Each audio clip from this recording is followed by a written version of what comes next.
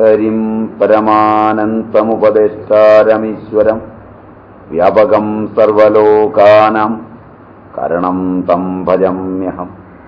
ശങ്കരം ശങ്കരാചാര്യം കേശവം ബാദരായണം സൂത്രഭാഷ്യകൃതൗ വന്ദേ ഭഗവന്തൗ പുനഃ പുനഃ.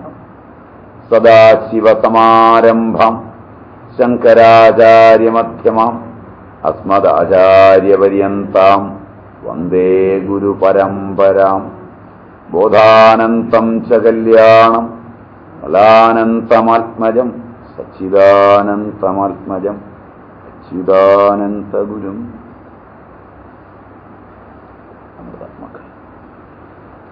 നമ്മൾ 70-ാമത്തെ ശ്ലോകം അന്വയിച്ചു, വിശദീകരിച്ചില്ല എന്നാണ് പറഞ്ഞത്. അതുകൊണ്ട് ഒന്നുകൂടെ ചൊല്ലിപ്പോ.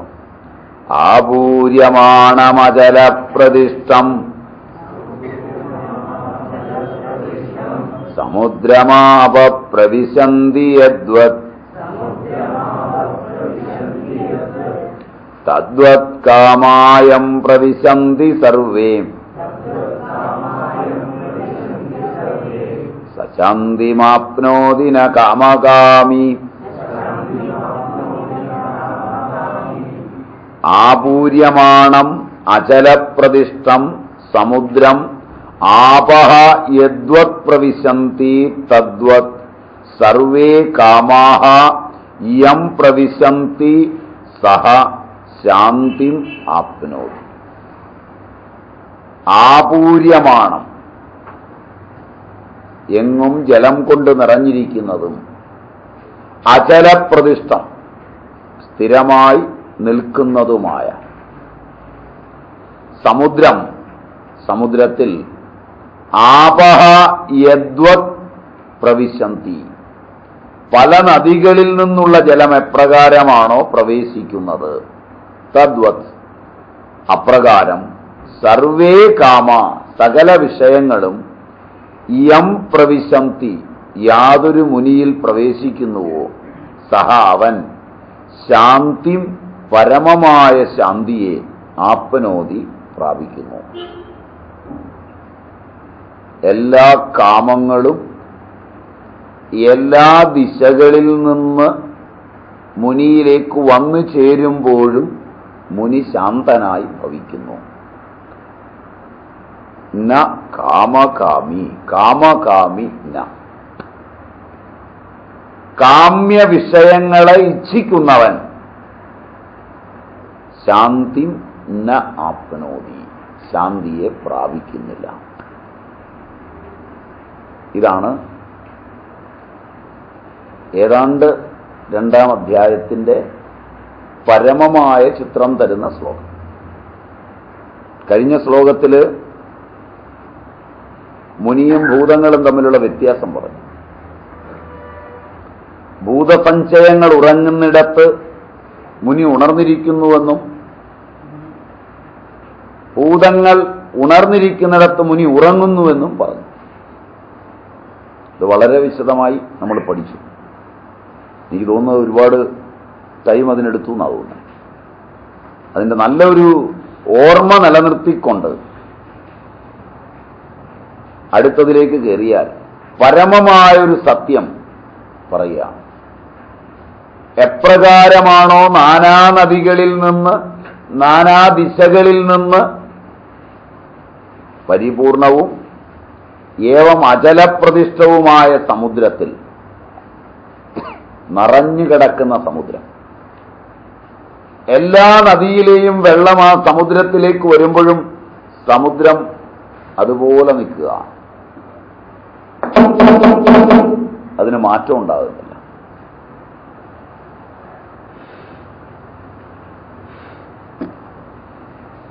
അതുപോലെ അചലപ്രതിഷ്ഠമായ ആ സമുദ്രം എങ്ങനെയാണോ ഈ വെള്ളമെല്ലാം വന്നിട്ടും കവിയാതിരിക്കുന്നത്, നിറയാതിരിക്കുന്നത്, അതുപോലെ എല്ലാ തലങ്ങളിൽ നിന്നും കാമ്യ വിഷയങ്ങൾ തന്നിലേക്ക് വന്നു ചേർന്നിട്ടും മുനി ശാന്തഗംഭീരനായിരിക്കുന്നു. വിഷയങ്ങൾ ഇല്ലാതിരിക്കുക എന്നുള്ളതില്ല. ഇന്ദ്രിയങ്ങൾ വിഷയങ്ങളുടെ പിന്നാലെയാണ് സഞ്ചരിച്ചുകൊണ്ടിരിക്കുന്നത്. വിഷയങ്ങൾ ഇന്ദ്രിയങ്ങൾക്ക് അഭിമുഖമായിക്കൊണ്ടാണിരിക്കുന്നത്. എല്ലാ വിഷയങ്ങളും ഇന്ദ്രിയങ്ങൾക്ക് അഭിമുഖമാവുകയും ഇന്ദ്രിയങ്ങൾ വിഷയങ്ങളിൽ കടന്ന് അവയുടെ സൂക്ഷ്മവും സ്ഥൂലവും കാരണവുമായ അംശങ്ങളോടുകൂടി മനസ്സിലെത്തിച്ചേരുമ്പോഴും മനസ്സ് ശാന്തമായിരിക്കുക. ഇത് സ്ഥിതപ്രജ്ഞനിൽ കാണുന്നതാണ്. അതിനെ വെച്ചിട്ട് പറയുകയാണ്. അപ്പൊ സമുദ്രം പോലെ അചലവും പ്രതിഷ്ഠിതവുമായ സ്ഥിതപ്രജ്ഞനിൽ സമസ്ത വിഷയങ്ങളും പ്രവേശിക്കുമ്പോഴും അദ്ദേഹം ശാന്തനായിരിക്കുന്നു. ലോകത്തൊരുപാട് ജീവജാലങ്ങളുണ്ട്. ഒരു വീട്ടിൽ തന്നെ എടുത്ത ഒരുപാട് പേരുണ്ട്. ആ വീട്ടിൽ താമസിക്കുന്നതിൽ ഒരാൾ അവിടുത്തെ ഓരോ ചെറിയ കാര്യങ്ങളിലും തപിക്കുന്നു. ഒരാൾ ഒന്നിലും തപിക്കാതിരിക്കുന്നു. രണ്ടുപേരും അഭിമുഖീകരിക്കുന്ന വിഷയങ്ങളെല്ലാം ഒന്നു തന്നെയാണ്.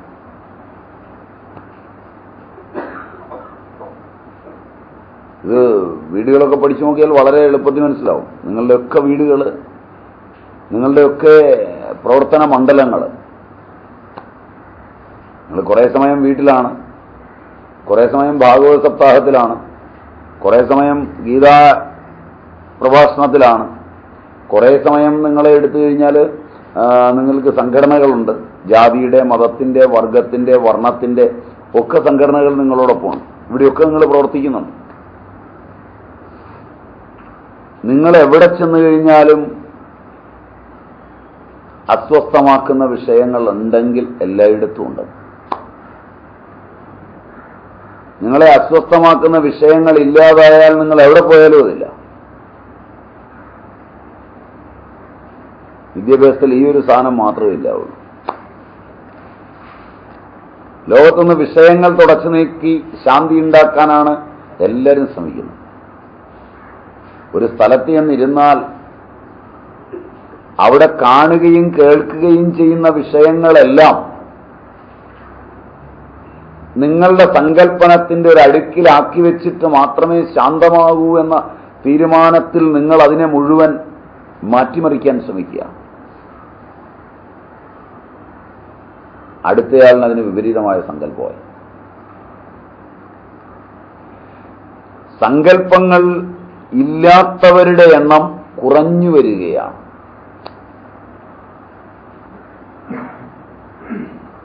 സാർവലൗകികമായ നന്മയെ സങ്കല്പിക്കുന്നവരുടെ എണ്ണം തീർത്തും കുറഞ്ഞിരിക്കുകയാണ്.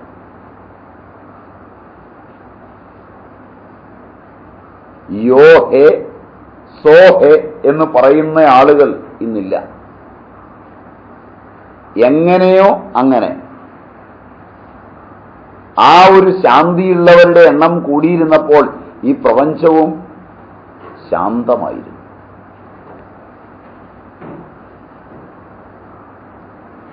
പഴയ കൂട്ടുകുടുംബങ്ങളിലൊക്കെ നോക്കിയാലും ഇത് കാണാം. ഒരു ശാന്തമായൊരു ചെറിയ കൂരയ്ക്കകത്ത് ജീവിച്ചു. എത്രയോ അംഗങ്ങൾ. ഇന്ന് ഒരാൾക്ക്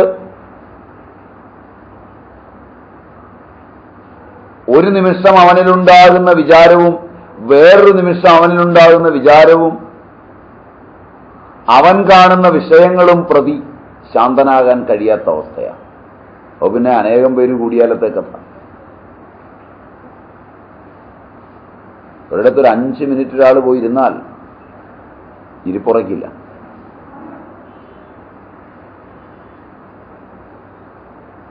ഒരു സ്ഥലത്തിൽ ഇരിപ്പുറയ്ക്കില്ല. ഒരു പരിചയമില്ലാത്ത ഒരു സ്ഥലത്ത് വന്നാൽ പോലും ആദ്യമായിട്ട് വരികയാണ്, ക്ലാസ് ഒന്ന് കേൾക്കാമെന്ന് വിചാരിച്ചു വരികയാണ്. അതിനിടയിൽ രണ്ടു മൂന്ന് പേരെ കണ്ടാൽ അവരെന്തായിരിക്കും ചെയ്യുന്നതെന്ന ചിന്തയായി.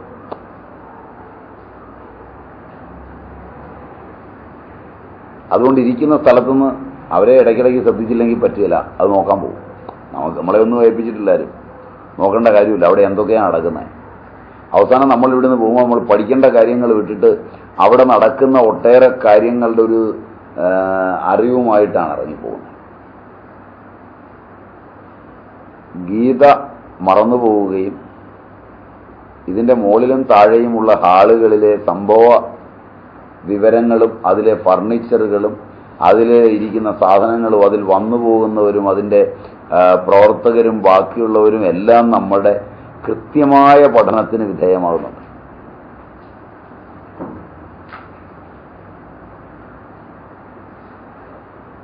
അതിനെക്കുറിച്ച് ഓരോ തവണ കാണുമ്പോഴും പുതിയ പുതിയ അറിവുകളും ഉണ്ടാകുന്നുണ്ട്, ആരും പഠിപ്പിക്കാതെ. പഠിപ്പിക്കുന്ന വിഷയത്തിലുള്ള അറിവ് വരുന്നതിന് മുമ്പുണ്ടായിരുന്നത് കുറഞ്ഞും പോകുന്നുണ്ട്.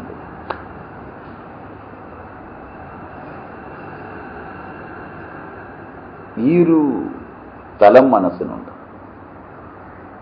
മനസ്സിന്റെ ഈയൊരു വൈകല്യമാണ് ശ്രവണം കൊണ്ടും മറ്റും മാറ്റിയെടുക്കേണ്ടത്. അറിവിന്റെ ലോകങ്ങളിലേക്ക് പോകുമ്പോൾ, കാമ്യ വിഷയങ്ങൾ തത്തിക്കളിക്കുമ്പോൾ അതിനനുഗുണമായി മാത്രമേ ശാസ്ത്രം തെളിയുള്ളൂ. അതുകൊണ്ടാണ് കാമകാമി ന ശാന്തി ആപ്നോതി എന്ന് പറഞ്ഞത്. കാമം കാമിക്കുന്നവൻ ശാന്തിയെ പ്രാപിക്കുന്നില്ല. മറ്റവൻ ഇരിക്കുന്നിടത്ത് വിഷയങ്ങളൊക്കെ തന്നെയാണ് ഉള്ളത്. അത് വളരെ രസമാണ് വീട്ടിൽ നോക്കിയാൽ. വീടായതിന് നല്ല ഉദാഹരണം. അച്ഛൻ, അമ്മ, മക്കളൊക്കെ കൂടെ ജീവിക്കുന്ന വീടാണ്. അതിൽ കുട്ടികൾ നിങ്ങൾ എത്ര പേരാണോ അവിടെയുള്ള, അതിൽ ചിലരുടെ സ്വഭാവം അവരവിടുത്തെ വേണ്ടാത്ത കാര്യങ്ങളിലൊന്നും വിഷയലോകങ്ങളിലൊന്നും ശ്രദ്ധിക്കില്ല. അവരുടെ ശാന്തി അല്പം പോലും പോകാതെ നിത്യനിരന്തരമായി വാസനാ നിർമ്മാർജ്ജനത്തിനുള്ള കർമ്മങ്ങൾ ചെയ്ത് ജീവിക്കും. അവർ നടന്നു പോകുമ്പോൾ ഒരു പണി അവിടെ പെൻഡിങ്ങിൽ കിടപ്പുണ്ടെങ്കിൽ അത് വേഗം തീർക്കും. വേറൊരാൾ കാണണമെന്നോ വേറൊരാൾ അറിയണമെന്നോ വേറൊരാൾ ഉപദേശിക്കണമെന്നോ ഒന്നുമില്ല. അച്ഛൻ പറയാത്തതാണ്, അമ്മ പറയാത്തതാണ്, മറ്റുള്ളവരറിയുന്നതല്ല എന്നുള്ള ചിന്തയില്ല. അവൻ്റെ മുമ്പിൽ വന്ന് പെട്ട ഒരു പണിയാണ്, അത് വേഗം തീർത്തു. പോകുന്ന വഴിക്കൊരു പൈപ്പ് ഓൺ ചെയ്ത് കിടക്കുക, അത് ഓഫ് ചെയ്തു. അടുത്തതൊരു സ്ഥലം ശരിയാക്കാനുണ്ട്, അത് ശരിയാക്കി. നിശബ്ദമായി കടന്നു പോവാണ്. നീ ഇങ്ങനെ ചെയ്താൽ മറ്റുള്ളവർക്ക് പ്രശ്നമാണ് എന്നൊക്കെ കാണുന്ന ആരെങ്കിലും പറയാൻ വന്നാൽ അവൻ വളരെ സൗമ്യമായി പറയും. അതൊക്കെ നമുക്ക് പിന്നെ എപ്പോഴെങ്കിലും ചർച്ച ചെയ്യാം. ഒന്നും എൻ്റെ വിഷയമല്ല, നിങ്ങൾ അറിവുള്ളവരുടെ വിഷയമാണ്. എനിക്ക് അത്രയൊന്നും അറിവില്ല, അത്രയ്ക്കുള്ള വിവരമൊന്നുമില്ലെന്ന് ഞാൻ ചെയ്യുന്ന കാണുമ്പോൾ തന്നെ അറിയത്തില്ല. എനിക്കിത് ആലോചിക്കാനൊന്നുമുള്ള നേരമില്ല, ആലോചിച്ച് ചിന്തിക്കാനും പ്രവർത്തിക്കാനും അറിയില്ല. എൻ്റെ മുമ്പിൽ വന്നൊരു പ്രവർത്തനം ഞാനതങ്ങ് തീർക്കുന്നു, അത്രയേ ഉള്ളൂ എന്ന് പറഞ്ഞ് അവൻ കടന്നു പോകും. അവൻ അവിടുന്ന് പെട്ടെന്ന് രക്ഷപ്പെടാനുള്ള തന്ത്രമാണ്. നിങ്ങൾക്ക് എന്ത് തോന്നി അവനെക്കുറിച്ചെന്നുള്ളതും അവന് പ്രശ്നമല്ല. മറിച്ച് ബുദ്ധിമാന്മാരാണെങ്കിൽ തന്നെക്കുറിച്ച് നല്ലത് തോന്നിയില്ലെങ്കിൽ എങ്ങനെയാണെന്നുള്ളതിൻ്റെ ഒരുപാട് വ്യാഖ്യാനങ്ങളൊക്കെ പഠിപ്പിക്കേണ്ടി വരും. ഇതൊന്നും അവനില്ല, കർമ്മം ചെയ്തു അവൻ കടന്നുപോയി.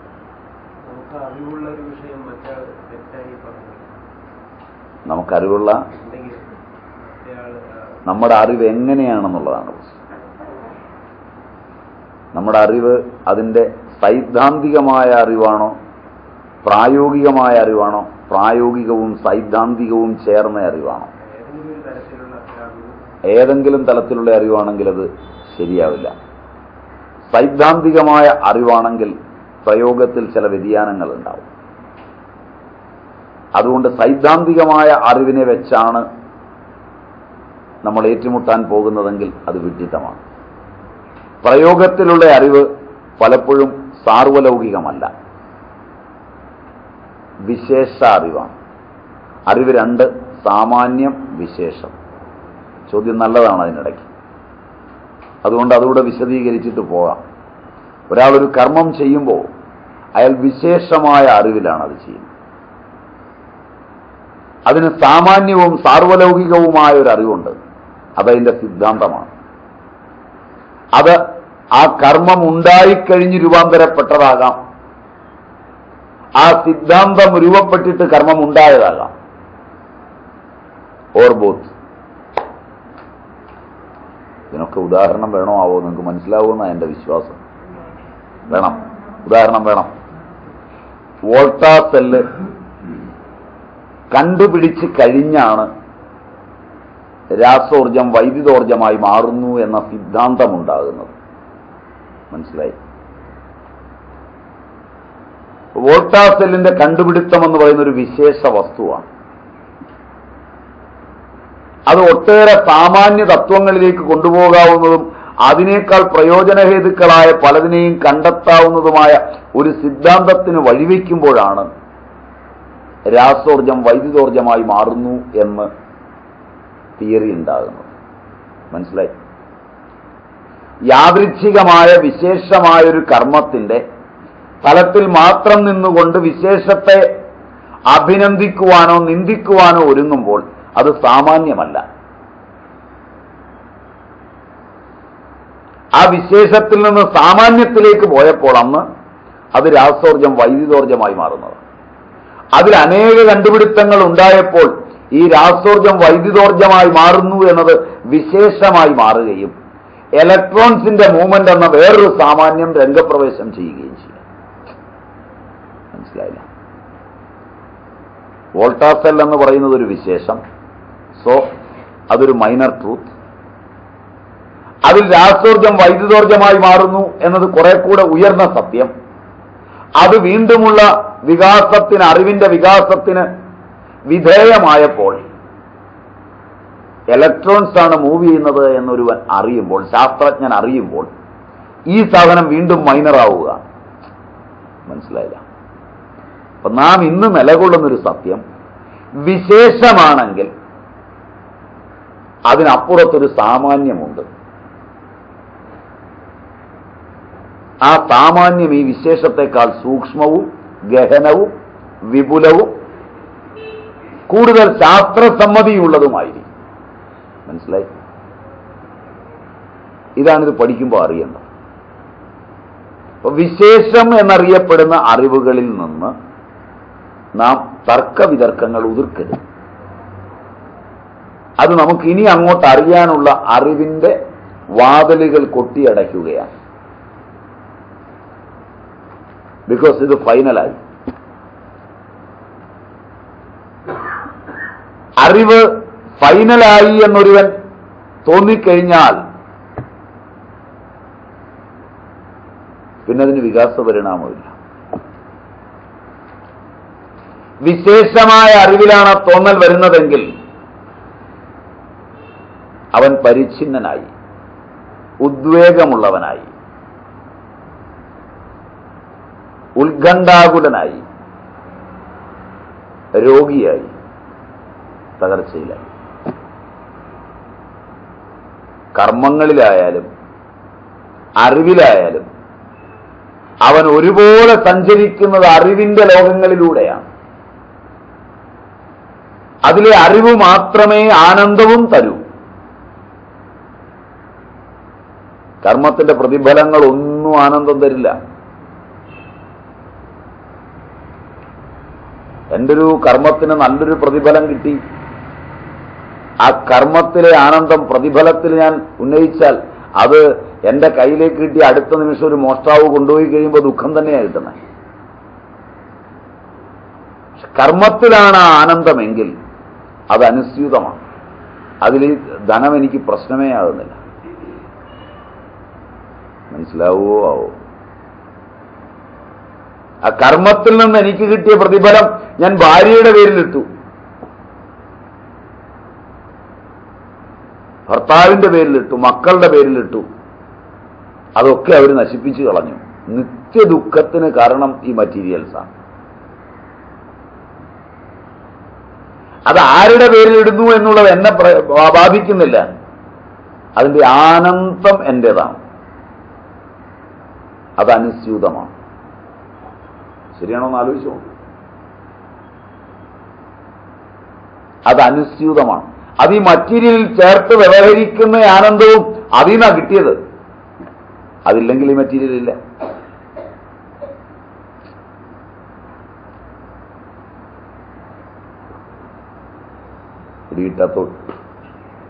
പിടികിട്ടാത്തോണ്ടിരിക്കുകയാണോ? പിടി കിട്ടിയിട്ട് സംശയം കൊണ്ടിരിക്കുകയാണോ? ആ മറ്റീരിയലല്ല, അതിന്റെ ആ സംവേദനക്ഷമതയിൽ ഒരറിവ് കിട്ടുന്നുണ്ട്. ആ അറിവ് ഏറ്റവും സാമാന്യമാകുമ്പോൾ,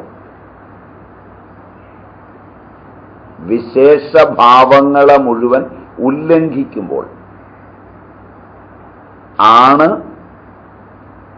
എങ്കിൽ ചോദ്യം, അതായത് മറ്റൊരാൾ ചെയ്യുന്നത് തെറ്റാണ് എന്ന് ആ സാമാന്യത്തിന്റെ ആധിക്യത്തിലാണ് അറിയുന്നതെങ്കിൽ ഈ വിശേഷമായ അറിവെല്ലാം ആ സാമാന്യത്തിൽ കിടക്കുന്നത് കൊണ്ട് അഭിപ്രായ വ്യത്യാസമില്ല.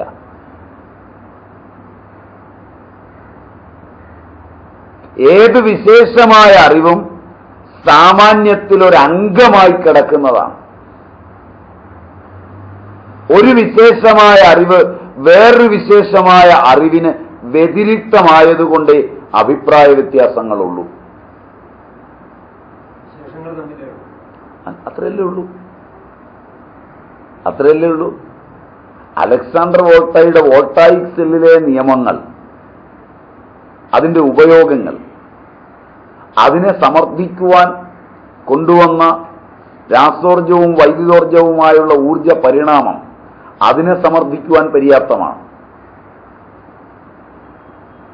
എന്നാൽ അതൊരു കമ്പിളിയിൽ ഒരു ചീപ്പൊരസി അതിൽ നിന്നുണ്ടാകുന്ന വൈദ്യുതിയെ വ്യാഖ്യാനിക്കുവാൻ രാസോർജം വൈദ്യുതോർജമായി മാറുന്നു എന്ന് പറയാനാവില്ല. മനസ്സിലായില്ല? അവിടെയും വൈദ്യുതി ഉണ്ടാകുന്നുണ്ട്,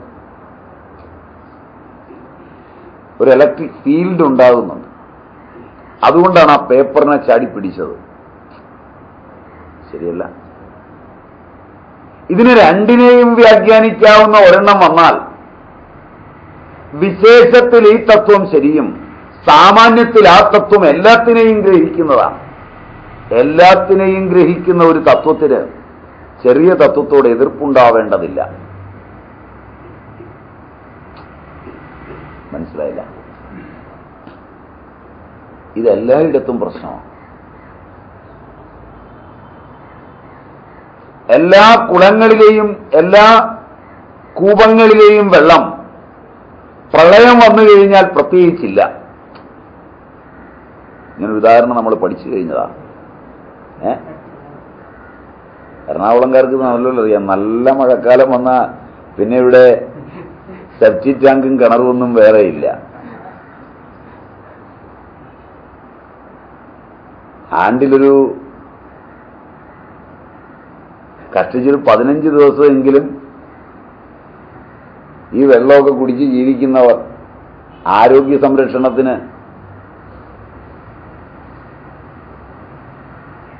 പ്രത്യേക ശ്രദ്ധ ഊന്നൽ കൊടുത്ത് അണുനാശകങ്ങൾ കൊണ്ട് ആരോഗ്യമുണ്ടാക്കാമെന്ന് പറയുകയും അതിന് ചെലവെഴുതുകയും ചെയ്യുന്ന GCDAയുടെയൊക്കെ തത്വങ്ങളിൽ ചിരിക്കാതിരിക്കില്ല. മനസ്സിലായില്ല? 500 വോളണ്ടിയേഴ്സിനെ വെച്ച് എല്ലായിടത്തും ക്ലോറിനേഷനും അണുനാശകങ്ങൾ അടിക്കാനും ഒക്കെ ഓടി നടക്കുമ്പോൾ രാവിലെ ഒരു സെറ്റ് ആളുകളെ വിളിച്ചൊരു വണ്ടിക്കകത്ത് പുകയും കൊടുത്തുവിട്ട് അല്ലേ, വെള്ളപ്പുക, അതടിക്കുന്നതിന് മുമ്പ് വീട്ടുകാരെയൊക്കെ വിളിച്ചറിയിക്കണം. കാരണം ഭക്ഷണമൊക്കെ അടച്ചു വെച്ചോളാൻ, ഭക്ഷണത്തിൽ കയറാതിരിക്കാൻ. അങ്ങനൊരു പണിയുണ്ടെന്ന് തോന്നുന്നു ഇവിടെ. കൊതുകി ചിരിക്കുന്നുണ്ടാവും. കാരണം ഇവൻ എല്ലാ ദിവസവും ഇന്ന സമയത്ത് ഇന്ന റൂട്ടിലൂടെ പുകയടിക്കുമെന്നറിയുന്ന കൊതുകിന് വളരെ മുൻപേ അറിയാവുന്നത് കൊണ്ട് ഇവന്റെ പുക വരുന്നിടത്തുനിന്ന് സുരക്ഷിതമായൊരു സ്ഥാനത്ത് നിങ്ങൾ അടച്ചു വെച്ച ഭക്ഷണത്തെക്കാൾ ഭംഗിയായ ഇലക്കടയിൽ ഒളിച്ചിരുന്നിട്ട് ഈ പുകയെല്ലാം അടിച്ച് മനുഷ്യനൊരുമാതിരി ആസ്മയും ശ്വാസം മുട്ടലും ഒക്കെ വന്നു കഴിയുമ്പോൾ അവനെ തന്നെ കുത്താൻ ആരോഗ്യത്തോടെ കൊതുക് വരുന്നുവെങ്കിൽ യു കൻ ഫോളോ. നിങ്ങളുടെ ഖജനാവിലെ കാശ് പോയതും നിങ്ങൾ അതിന്റെ പേരിൽ രോഗിയായി അതിന് വേറെ കാശ് ചെലവാക്കുന്നതും അത് കഴിഞ്ഞ് കൊതുകിന്റെ കുത്തു വേണ്ടത്തോളം വാങ്ങുന്നതും വിദ്യാഭ്യാസമില്ലാത്ത കൊതുക് നിങ്ങളെയും നിങ്ങളുടെ ആരോഗ്യ പ്രവർത്തകരെയും നോക്കി ചിരിക്കുന്നുണ്ടാവും. അത് സാമാന്യം.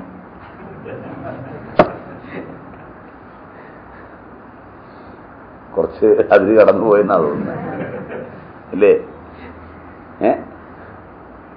കുറച്ച് അതിൽ കടന്നുപോയി എന്ന് തോന്നുന്നു.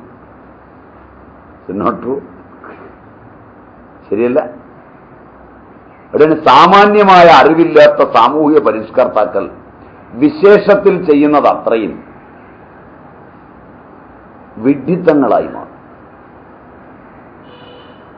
ഒരല്പം ചിന്തിച്ചാൽ ഇത് മനസ്സിലാവും. ആണ്ടിലൊരു 10-15 ദിവസമെങ്കിലും എറണാകുളത്തെ വെള്ളത്തിൽ സൂക്ഷിച്ചു വെച്ച മലം മുഴുവൻ ഉണ്ടാവും. ആ സമയത്ത് എവിടുന്ന് വന്ന് കുടിക്കുന്നവനും, അത് സന്യാസിയായാലും ഗൃഹസ്ഥനായാലും വെള്ളം കുടിച്ചാൽ ഈ വളരെ കാലം സൂക്ഷിച്ചു വെച്ച ഈ മലമെല്ലാം അതിനകത്തുണ്ടാവും. അതിന്റെ പെർസെൻറ്റേജൊക്കെ അളന്നു നോക്കിയാൽ വെള്ളം കുടിക്കാൻ പറ്റില്ല. അതിന്റെ സ്വാദിനേക്കാൾ കഠോരമാണ് ചേർക്കുന്ന ക്ലോറിന്റെ സ്വാദ്. ആ നിലയ്ക്ക് അതാണ് ഭേദം. ചോറിന് വരെ ക്ലോറിന്റെ ചുവയുണ്ടാവും.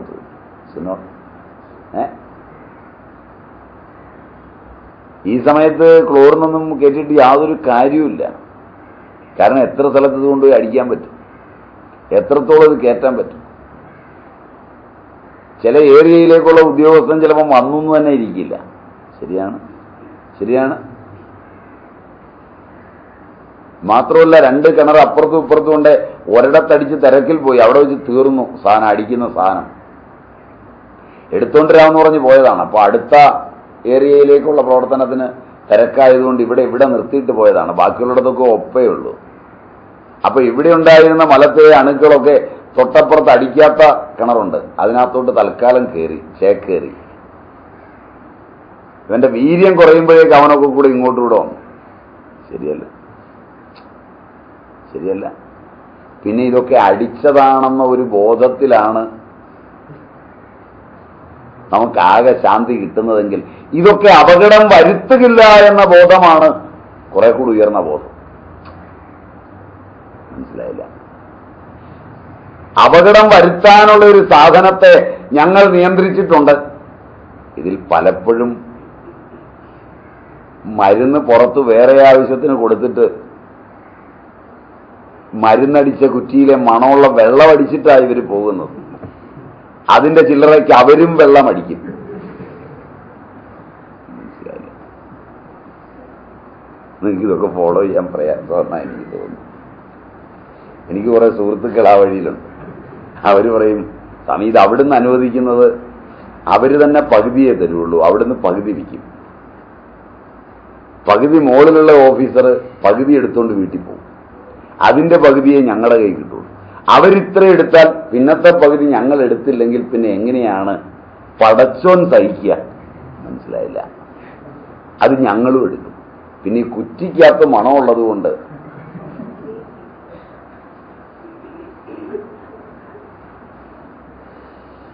ഇതാണ് അടിക്കുന്നത്. പക്ഷെ വീട്ടിലിരിക്കുന്ന പിള്ളേരും ഭാര്യയും ബാക്കിയുള്ളവരും ഒക്കെ ഇതുകൊണ്ട് അടിച്ചു എന്നുള്ളതിന്റെ ഒരു സമാനത. ഇനി അണു വിമുക്തമായി, ഇനി അതിന് അണുവില്ല. ഇതാണ് ആകെയുള്ള സമാനം. അതിലേറ്റവും രസമുള്ള കാര്യം, ഈ ഗവൺമെന്റിന്റെ ഏർപ്പാടിലുള്ള GMB പോലുള്ള സർട്ടിഫിക്കറ്റിനൊക്കെ ശ്രമിക്കുമ്പോൾ മുനിസിപ്പൽ വെള്ളമാണ് എടുക്കുന്നതെങ്കിൽ അത് ടെസ്റ്റ് ചെയ്യേണ്ട. കാരണം അത് 100% ശുദ്ധമാണെന്നുള്ളത്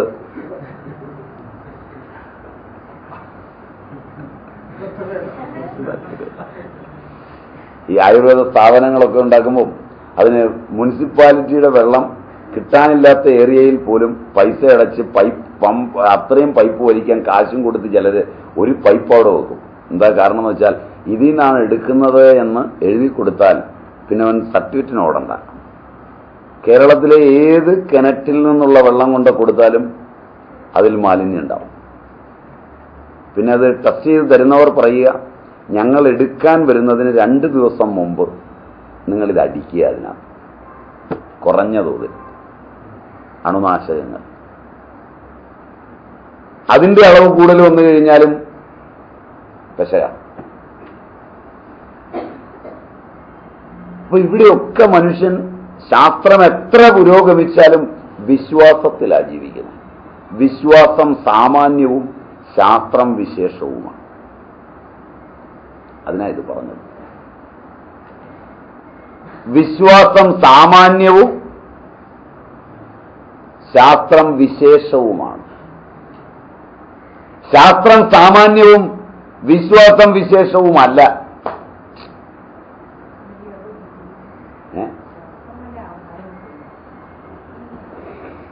ശാസ്ത്രത്തിന്റെ എല്ലാ അളവുകോലുകളും വിശ്വാസാധിഷ്ഠിതമാണ്.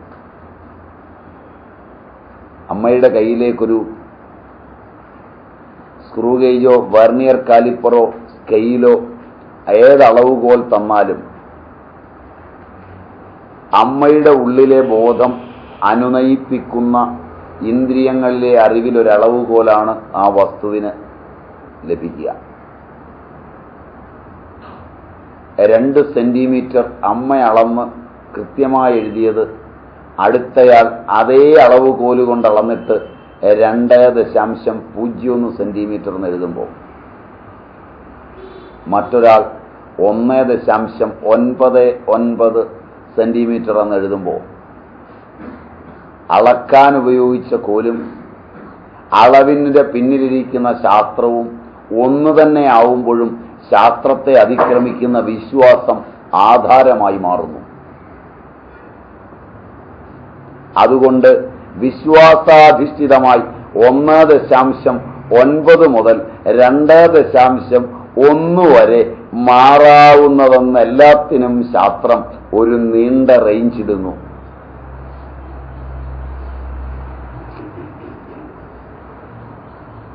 ശരിയല്ല?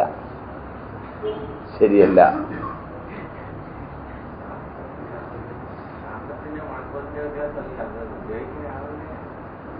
അതിനെ എങ്ങനെയാണ് ഇനി ഭാഷ കൊണ്ട് പറയുക? ഉപയോഗിക്കുന്ന ആളിൻ്റേത് ആണ് ഇതിനെ അതിക്രമിച്ചു നിൽക്കുന്നതെങ്കിൽ അത് സാമാന്യവും ഇത് വിശേഷവുമാണ്. എല്ലാത്തിനെയും അതിക്രമിച്ച് വിശ്വാസം നിലകൊള്ളുന്നു. ശാസ്ത്രത്തിന്റെ എല്ലാ മാനദണ്ഡങ്ങളെയും ഉല്ലംഘിക്കുന്ന വൈയക്തിക പരിമിതികൾ സാമാന്യമായി ഉയർന്നു നിൽക്കുന്നു. ഒട്ടേറെ ഉദാഹരണം ഞാൻ പറഞ്ഞു. ഒന്ന്, കുറ്റിക്കകത്തെ വെള്ളം കൊണ്ട് അടിച്ചിട്ട് മരുന്നടിച്ചു എന്ന് പറഞ്ഞു പോകുമ്പോൾ സമാധാനത്തോടെ കുടിക്കാൻ 2 ദിവസമായിട്ട് വെള്ളം കുടിക്കാതിരിക്കുകയായിരുന്നു. ഈ കുറ്റി കൊണ്ടെന്നൊന്ന് കാണിച്ച് അടിച്ചേച്ച് പോയതോടുകൂടി ഇനി സമാധാനത്തോടെ കുടിക്കാം. നിങ്ങളിൽ തന്നെ ചിലർ ഇവിടെ ഇരിപ്പുണ്ടാവും, ചോദിച്ചു നോക്കിക്കൊള്ളുക. വെള്ളം അടിച്ചില്ല, ഭാര്യയും കുടിക്കുന്നില്ല, പിള്ളേരും കുടിക്കുന്നില്ല. കാരണം പത്രത്തിലൊക്കെ വളരെ നിർദ്ദേശമാണ് വന്നിരിക്കുന്നത്. വളരെ സൂക്ഷിക്കുക, വളരെ കൂടുതൽ മാലിന്യമുണ്ട്, ആരും കുടിക്കരുത് എന്ന ആരോഗ്യവകുപ്പിന്റെ നിർദ്ദേശം വന്നിരിക്കുകയാണ്. വെള്ളം മേടിച്ചു കുടിക്കാനുള്ള കാശുണ്ടെങ്കിലും മനസ്സ് സമ്മതിക്കുന്നില്ല. അങ്ങനെ കാശ് കൊടുത്ത് മേടിച്ചു കുടിക്കാൻ. ഇത് കുടിക്കുകയില്ലെന്നായിട്ട് നിൽക്കുകയാണ്. പിള്ളേർ വഴക്കുണ്ടാക്കിക്കൊണ്ടിരിക്കുക. വിദ്യാഭ്യാസമുള്ള വീട്ടിലെ പിള്ളേർ ഇത് വെള്ളം അടിക്കാതെ കുടിക്കാൻ പറ്റില്ല എന്ന് പറഞ്ഞുകൊണ്ട് വെള്ളം വെച്ചുകൊണ്ടിരിക്കുകയാണ്. ഇത്തരം ഒരു സന്ദർഭത്തിൽ അതിൽപ്പെട്ട ഒരു പുളവൻ അവിടെ ചെന്ന് ഈ വെള്ളം അടിക്കുന്നവനെ കണ്ട്, ചേട്ടാ ഒന്ന് അടിക്കണല്ലോ, എടോ അതിന് കയ്യിൽ സാധനം വല്ലതും വേണ്ടേ, ഗവൺമെന്റ് ഇപ്പൊ തന്നിട്ടില്ല, സപ്ലൈ ഇല്ല, നിങ്ങൾ കുടിക്കണ്ടെന്ന് പത്രത്തിൽ മന്ത്രി പ്രസ്താവിച്ചു, ആരോഗ്യവകുപ്പ് അധികൃതരും പ്രസ്താവിച്ചു. സാധനം തരണ്ടേ, ഞങ്ങളങ്ങോട്ടൊന്ന് അടിക്കാൻ പറ്റുമോ? ഇവിടെ ഇല്ല സാധനം. ചേട്ടാ പുറത്തു വല്ലയിടത്തും കിട്ടുമോ, ഞാൻ മേടിച്ചു തരാമെന്ന് വെച്ചാൽ. എടുവോ അങ്ങനൊരു സാധനം ഇല്ല. അപ്പൊ ഇനി എന്തോ ചേട്ടാ ചെയ്യാം? ചേട്ടൻ ഒരു കാര്യം ചെയ്യാവോ, ചേട്ടൻ ആ കുറ്റിയും കൊണ്ടുവന്നൊന്ന് അടിക്കാവോ, ഒരു 50 രൂപ ഇങ്ങോട്ട്. ഞാൻ രാവിലെ ഇവിടെ വരണ്ടേ, നീ ബൈക്കുമായിട്ടിങ്ങോ അല്ലെങ്കിൽ കാറുമായിട്ടിങ്ങോ, ഞാൻ അങ്ങ് വരാം. ചേട്ടനെ കാറെ കൊണ്ടുവന്നു, ഈ കുറ്റിക്കകത്ത് വെള്ളം അടിച്ചു. ഇവനും അറിയാം, ചേട്ടനും അറിയാം ഈ വെള്ളം അടിച്ചിരിക്കുന്നത്. പറഞ്ഞ മനസ്സിലായി? പിറ്റേ ദിവസം രാവിലെ മുതൽ ഭാര്യയും പിള്ളേരും ഒക്കെ ഈ വെള്ളം സുഭിക്ഷമായി സുരഭിലമായി കുടിക്കുകയാണ്.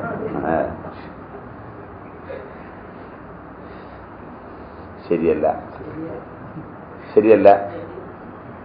ഈ പണിയൊന്നും ലോകത്തില്ല.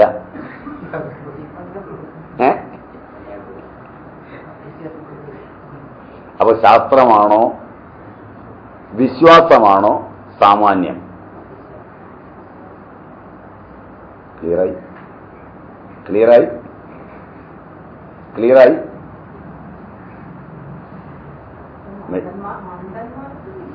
അല്ല, മണ്ടന്മാർക്കുമല്ല, അറിവുള്ളവർക്ക്. എഞ്ചിനീയർ,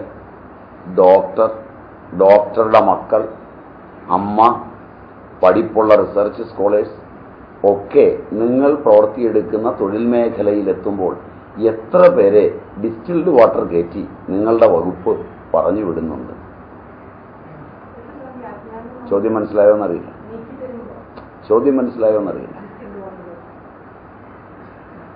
എന്റെ ചോദ്യം സ്പെസിഫിക് ആണ്. It is not general, it is specific, ഏകദം സ്പെസിഫിക്. അമ്മയോട് മാത്രമാണ്. അമ്മ പണിയെടുക്കുന്ന മേഖലയാണ് എന്ന് ഞാൻ വിശ്വസിക്കുന്നു, medical field. Am I right? Am I right? Am I right to the best of my knowledge? Field ശരിയാണ്, തർക്കത്തിന് ചോദിച്ചതല്ല. ഫീൽഡ് ശരിയാണ്.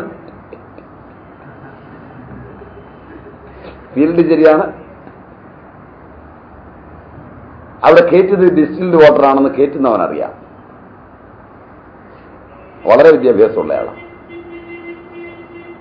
കയറ്റിയ സാധനത്തിന്റെ കുപ്പി ഡിസ്റ്റിൽഡ് വാട്ടറിന്റെ കുപ്പിയാണെന്ന് രോഗി കാണുന്നുണ്ട്. എന്നാലും ഒരു മരുന്നാണ് കയറ്റിയതെന്ന ബോധം കൊണ്ട് സർവം ഭദ്രമായി പോകുന്ന എത്രയോ രോഗികളുണ്ട്. ശരിയല്ല? ഇതൊന്ന് കയറ്റിയില്ലെങ്കിൽ ഇവൻ അവിടെ കിടന്ന് കാണിക്കുന്ന കൊഴാമറിച്ചിലുകൾ എന്താണ്? കട്ടിലെ കിടന്ന് തുള്ളുക, ബഹളം വെക്കുക, വയറുവേദനിക്കുക. ഈ അഭ്യാസം എല്ലാം അവന്റെ അനുഭവമാണ്. ശാസ്ത്രീയമായി അപഗ്രഥിച്ച് നോക്കി അവന് ഈ വിഷമമൊക്കെ ഉണ്ട്. ഡോക്ടർ വിഷമിക്കുന്ന ഒരു രംഗം.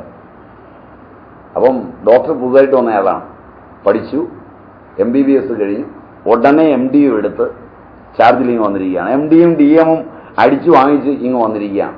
പക്ഷേ അവിടെ ഇരിക്കുന്ന ഒരു ഹെഡ് നേഴ്സ് ഇതിനു മുമ്പിരുന്ന കൃതഹസ്തരായ ആളുകളുടെ കൂടെ പണിയെടുത്തതുകൊണ്ട് ഇവൻ കിടന്ന് ബഹളം വെക്കുമ്പോൾ ഡോക്ടർ തന്നെ ഉഷ്ണിക്കുകയും പുകയുകയും ഒക്കെ ചെയ്യുമ്പോൾ, സ്കാനിങ്, എക്സ്റേ, ഇതിനൊക്കെ ബഹളം വെക്കുമ്പോൾ ഹോസ്പിറ്റലിനെ നിലനിർത്തുകയും അവിടുന്ന് പുറത്തു വിടരുത് റെഫറൻസ് എഴുതി കൊടുക്കാൻ തുടങ്ങുമ്പോൾ ഹെഡ് നേഴ്സ് തോളത്ത് തട്ടി പതുക്കെ വിളിച്ചിട്ട്, സാർ ഒരു ഫോൺ കോൾ ഉണ്ട് സാർ.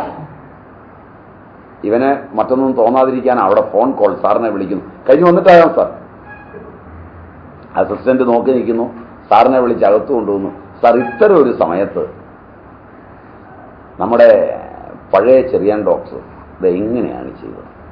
സാറിന് വേണമെങ്കിലൊന്ന് പരിശോധിക്കാം. ഞാൻ പറഞ്ഞു, അവരുടെ മുമ്പിൽ വെച്ചൊക്കെ സാറിനേക്കാൾ വിവരമൊന്നും എനിക്കില്ല, സാറ് ഒരുപാട് പരീക്ഷ പാസ്സായതാണ്, വേണമെങ്കിലൊന്ന് ചെയ്യാം. ഞാനങ്ങനെയൊന്നും ചെയ്യില്ല, അതൊക്കെ ശാസ്ത്രം പറയുന്നതിൻ്റെ മാതൃകയല്ല എന്നൊക്കെ പറഞ്ഞ് ആദ്യം ഒന്ന് ചൂടായി കഴിഞ്ഞ്, സാറേ ഇങ്ങനെ ഒരെണ്ണം കണ്ടിട്ടുണ്ട്, എനിക്കറിയില്ല, നേരെയാവുമെന്നൊന്നും അറിയില്ല. നിങ്ങൾ ഒരെണ്ണം കൊടുത്തേ. കാരണം വല്ല കുഴപ്പമുണ്ടെങ്കിൽ, മാറിയില്ലെങ്കിൽ ഞാൻ പറഞ്ഞിട്ടല്ല എന്ന് പറയാനും, മാറിയാൽ ഞാൻ സമ്മതിച്ചിട്ട് തന്നെ ആണല്ലോ എന്ന് പറയാനും പാകത്തിന് ഞങ്ങൾ ബുദ്ധിജീവികൾ ചെയ്യുന്ന ഒരു നമ്പർ.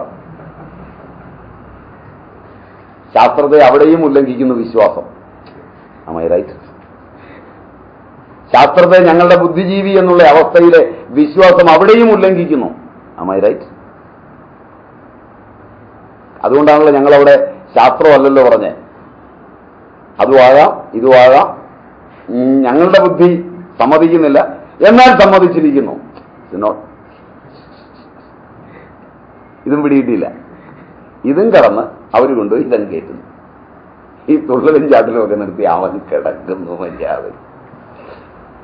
അവനെ വേണ്ടതുപോലെ പരിഗണിച്ചെന്നും അവന്റെ രോഗത്തെ ഡോക്ടർ അംഗീകരിച്ചെന്നും അതിനും ഒരു കസേര കൊടുത്തൊക്കെ ഒന്ന് ഇരുത്തിയെന്നും അതിന്റെ ഫലമായിട്ടാണ് ഈ കൂടിയ മരുന്ന്, മാത്രമല്ല വളരെ കൊള്ളാവുന്ന ആളാണെങ്കിൽ ഇത് കട്ടുകിഴപ്പുണ്ടാവും ആ ഭാഗത്ത് മാത്രം, പക്ഷെ പെട്ടെന്ന് ശാന്തമാകും, ഇത് 1 മിനിറ്റ് കൊണ്ട് ബ്രെയിനിലെത്തും, ഇതിന്റെ എല്ലാ പ്രശ്നങ്ങളും മാറും എന്നൊക്കെയുള്ളൊരു ആമുഖമൊക്കെ കൊടുത്താണ് കയറ്റുന്നതെങ്കിൽ ഇവന് കട്ടുകിഴപ്പൊക്കെ തുടങ്ങും, കുറെ നേരത്തേക്ക് തൂക്കണം.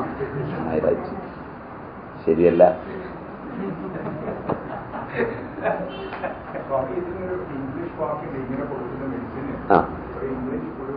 പ്ലാസിബോ, പ്ലാസിബോ അവരതിന് പറയുന്നത് പ്ലാസിബോ എന്നാണ്. അതെല്ലായിടത്തും ഒരുപാടുണ്ട്. ചോക്ക് പൊടി എന്നാണ് ഞങ്ങൾ പറയുന്നത്.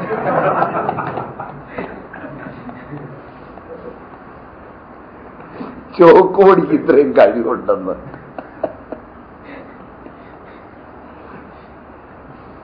ഇതാണ് ലോകം.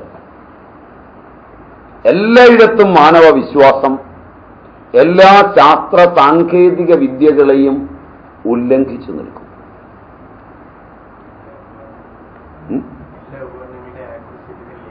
വിതിൻ ലിമിറ്റ്സ് ആണ്. 0.1, 0.01 അങ്ങനെയാണ് ആക്യുറസി. ഏത് ബാലൻസ് എടുത്താലും അതിന്റെ തലവതാണ്, അതിന്റെ സെൻസിബിലിറ്റി ഇത്രയാണെന്നാ പറയാ. 100 കിലോ തൂക്കാവുന്ന ഒരു ബാലൻസിന് 10 ഗ്രാം വരെ ഏറ്റക്കുറച്ചിൽ വരാം. 10 കിലോ തൂക്കാവുന്ന ഒന്നിന് 1 ഗ്രാം വരെ ഏറ്റക്കുറച്ചിൽ വരാം.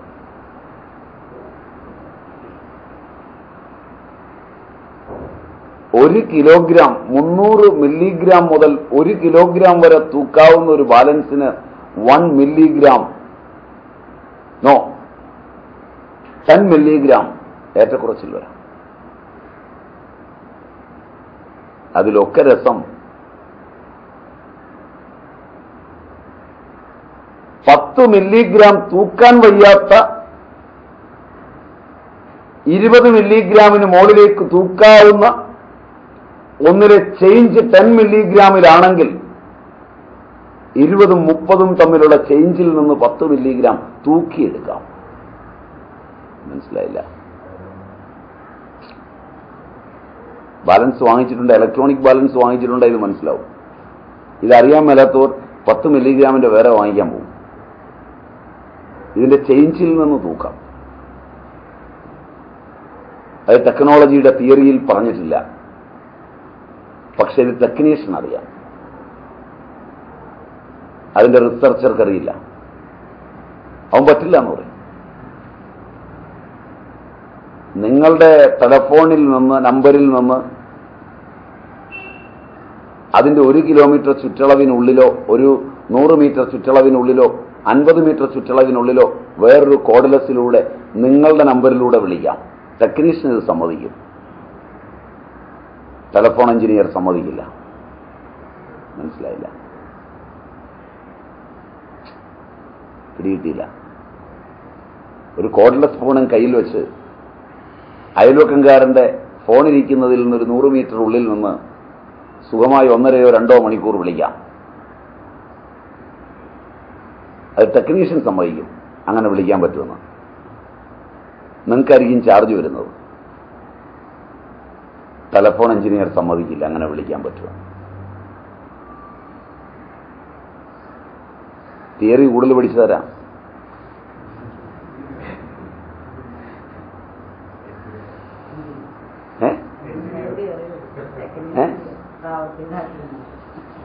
അവൻ ആദ്യം ഇത് കുത്തി ഇത് പൂട്ടാനുള്ള നമ്പർ തന്നാൽ പഴയതിനുണ്ടായിരുന്നു ഇങ്ങനെ ഈ താഴിട്ട് പൂട്ടുക. അപ്പൊ പിന്നെ നമ്പർ കറക്കാൻ പറ്റില്ല. അപ്പോഴാണ് ഒരു കൊച്ചൻ ചെന്ന് അതിന്റെ ആ ബട്ടണിൽ 121212 എന്ന് താളത്തിലടിച്ച് അവൻ ഏത് നമ്പരും വിളിക്കുന്നത്. തുറക്കുകയും വേണ്ട, കറക്കുകയും വേണ്ട. മനസ്സിലായില്ല? എവിടെയാണ് ശാസ്ത്രം ഓടുന്നത്? ഇപ്പൊ മനസ്സിലായി? ഇപ്പൊ സാമാന്യം, വിശേഷം എന്ന് 2 അറിവുണ്ട്. അപ്പൊ സാമാന്യത്തിലാണോ വിശേഷത്തിലാണോ തർക്കം വരുന്നത് എന്നാദ്യം ആലോചിക്കണം. ഇപ്പൊ നിങ്ങൾ വളരെ ദൂരെ ഇങ്ങ് പോന്നു, ഞാൻ പറഞ്ഞു നിർത്തിയിടത്തേക്ക് തിരിച്ചു പോവാം. വീട്ടിൽ ഒന്നിൽ കൂടുതൽ അംഗങ്ങളുള്ള വീട്ടിൽ, അതാണ് ഉദാഹരണമായി ഞാൻ പറഞ്ഞു തുടങ്ങിയെന്നാണ് എൻ്റെ ഓർമ്മ. കർമ്മവേളകളിൽ ആ കർമ്മത്തെ ചെയ്യുമ്പോൾ യാതൊരുവൻ തന്റെ മുമ്പിൽ അനിവാര്യമായ കർമ്മത്തെ ചെയ്തു തീർക്കുന്നുവോ, എല്ലാ കാമങ്ങളും അവനിലേക്ക് പ്രവേശിക്കാതെ ഇരിക്കുന്നു എന്നല്ല, പ്രവേശിക്കുമ്പോഴും അവൻ ശാന്തനായിരിക്കുന്നു. ചെയ്ത് മറിച്ചത് കാണുന്നവനിലുണ്ടാകുന്ന അസ്വസ്ഥത, ആന്തരികമായ വിഷയകാമങ്ങൾ അവനിലേക്ക് പ്രവേശിക്കുമ്പോഴുണ്ടാകുന്ന അസ്വസ്ഥത. മറ്റവനിൽ കാമം പ്രവേശിക്കുന്നില്ല, കാമം പുറത്തു വന്ന് നിൽക്കുന്നേ ഉള്ളൂ. ട്രെയിനിൽ നിങ്ങളുടെ അടുക്കൽ ഒരുത്തൻ ഇരിക്കുന്നു, ഒരു പിച്ചക്കാരൻ വരുന്നു, അയാൾ ചോദിക്കുന്നു പൈസ. നിങ്ങളുടെ അടുത്തിരിക്കുന്നവൻ 50 പൈസ എടുത്ത് കൊടുക്കുന്നു. അയാൾ പത്രം വായിച്ചുകൊണ്ടോ മറ്റിരിക്കുകയാണ്, ഇയാൾ വന്നിങ്ങനെ തോണ്ടി 50 പൈസ എടുത്തു കൊടുത്തു. അയാൾ അവൻ്റെ കാർഡ് വായിക്കാൻ തയ്യാറായില്ല. നിങ്ങളാകട്ടെ അതിൻ്റെ അടുക്കൽ ഇരുന്ന് കാർഡ് മുഴുവൻ വായിക്കുന്നു. അവനിങ്ങനെ കാർഡ് ഇട്ട് പോവാണ്, നിങ്ങളത് മുഴുവൻ വായിക്കുന്നു. അവനെ നോക്കുന്നു. മറ്റവൻ ഈ 50 പൈസയും കൊടുത്തവൻ വായനയിലേക്ക് മുഴുകി. ഇയാളൊന്നും അറിഞ്ഞില്ല, അറിയാതെ ചെയ്തൊരു കർമ്മം പോലെയാണ്. നിങ്ങൾ അസ്വസ്ഥനായി അങ്ങോട്ടും ഇങ്ങോട്ടും നോക്കുന്നു. ഇത് കഴിഞ്ഞ് ഇയാളൊന്ന് നോക്കുമെന്ന് വിചാരിക്കുന്നു, നിങ്ങളൊന്ന് മുരടനക്കുന്നു. അപ്പോൾ അയാൾ പത്രത്തിൽ നിന്ന് തലയെടുത്ത് നോക്കുന്നു. നിങ്ങൾ ഉടനെ അയാളോട് ഇങ്ങനെയൊന്നും പ്രോത്സാഹിപ്പിക്കരുത്, അതിലെഴുതിയതൊക്കെ വായിച്ചു നോക്കിയിട്ടാണോ കൊടുത്തത്, അതൊക്കെ വെറുതെ എഴുതി ഉണ്ടാക്കി പ്രിന്റ് ചെയ്ത് വന്നിരിക്കുകയാണ്, ഇങ്ങനെ തട്ടിപ്പുകാർ ഒരുപാട് പേരുണ്ട്. അയാൾ നിങ്ങളുടെ ഭാഷയെ ഗൗനിക്കാതെ ശാന്തനായി വായനയിലേക്ക് തിരിയുന്നു. നിങ്ങളെപ്പോലെ തന്നെയുള്ള വേറൊരുത്തൻ അപ്പുറത്തുനിന്ന് വിഷയം ഏറ്റുപിടിക്കുന്നു. രണ്ടുപേരും കൂടെ ലോകമര്യാദകളെ കുറിച്ച് ഒരുപാട് ചർച്ച ചെയ്യുന്നു. മനസ്സിലായില്ല? അവൻ അസംഗനായിരിക്കുന്നു തന്റെ കർമ്മത്തിൽ. കാമിയായ ഇവൻ അശാന്തനായിരിക്കുന്നു.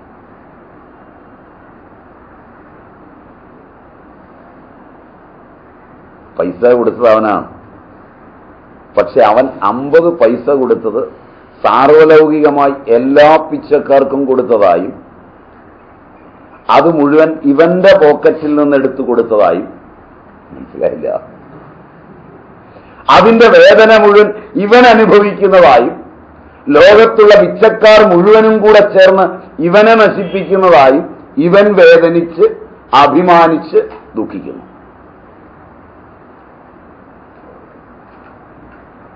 ശരിയല്ല?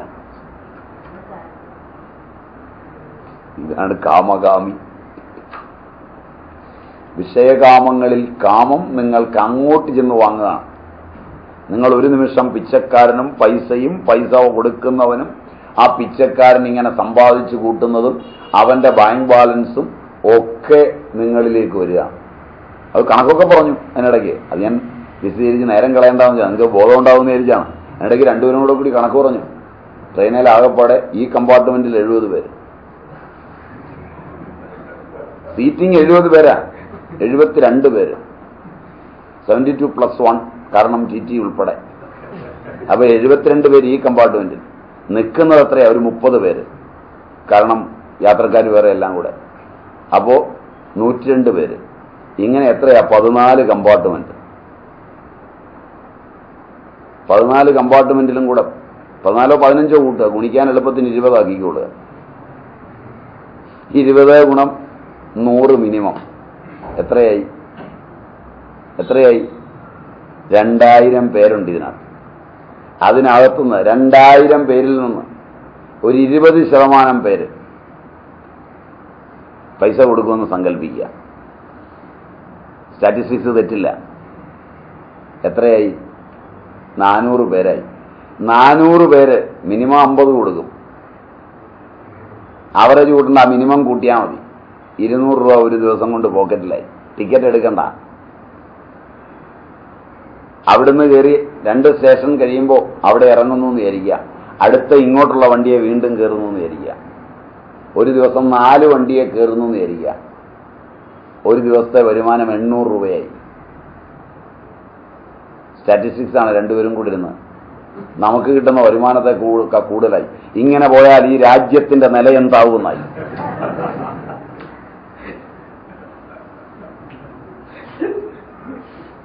ഇതിനാ സ്റ്റാറ്റിസ്റ്റിക്സ് എന്ന് പറയുന്നത്. Life, dam life and statistics. Statistics വെച്ചാൽ തെളിയിക്കുന്ന. അവസാനം ഈ പത്രം വായിക്കുന്നവൻ അവിടുന്ന് വെച്ച് വേറൊരിടത്ത് വരുന്നു വായിച്ചു. അവന് സ്വസ്ഥതയായി. അവൻ അവസാനം ശങ്കയായി, കൊടുത്തതും ഗതികേടായി. മനസ്സിലായില്ല? ഇതൊന്നും നിങ്ങൾ ചിന്തിക്കാറില്ല. ഇതൊന്നും നിങ്ങളുടെ സാഹിത്യകാരന്മാർ ചിന്തിക്കാറില്ല. ഇതൊന്നും നിങ്ങളുടെ പുസ്തകങ്ങളിൽ വരില്ല. ജീവിതത്തിൽ ഇങ്ങനെയാണ് നമ്മൾ മനസ്സിനെ കൊണ്ടുപോകുന്നത്. അസ്വസ്ഥതകളിൽ നിന്ന് അസ്വസ്ഥതകളിലേക്ക് മനസ്സ് പോകുന്നത് നമ്മിലെ ബോധം കൊണ്ടാണ്, പുറത്തല്ല. ആ ഭിക്ഷക്കാരൻ അതിലെ പോകുമ്പോ ബാക്കിയുള്ളവർക്ക് ആർക്കും ഇത്രയും താപം ഉണ്ടായില്ല. ഇത് കഴിഞ്ഞ് ഇവന്റെ ഒരു മനോഗതം ഉണ്ട്. അവിടുന്ന് ഇറങ്ങിപ്പോകുമ്പോൾ ഈ കമ്പാർട്ട്മെന്റിൽ അസ്വസ്ഥമായ മുഖവും. കാരണം ഇത് മുഴുവൻ, ഈ സ്റ്റാറ്റിസ്റ്റിക്സ് മുഴുവൻ ഇവനെ ഇളക്കി മറിച്ചിട്ടുണ്ട്. ഇതുമായിട്ട് ഇവൻ ഇറങ്ങുക. അപ്പോഴാണ് കൂട്ടുകാരോ മറ്റുള്ളവരോ ഒന്ന് ചിരിച്ചു വർത്തമാനം പറഞ്ഞാൽ എന്റെ ഒരു വേദന എനിക്കേ അറിയാവുള്ളൂ. ഇവന്റെ വേദനയുടെ അടിസ്ഥാനം ഭിക്ഷക്കാരനുള്ള 50 പൈസയാണ്.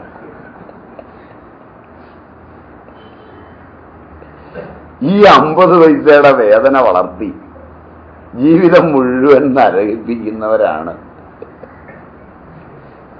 മനുഷ്യരിൽ അധികവും. വഴിയെ പോകുന്ന ആരെ നോക്കിയും എന്തിനെ നോക്കിയും നിങ്ങൾക്കിങ്ങനെ ശാസ്ത്രവും സാഹിത്യവും കലയും ഉണ്ടാക്കി അസ്വസ്ഥരാകാം.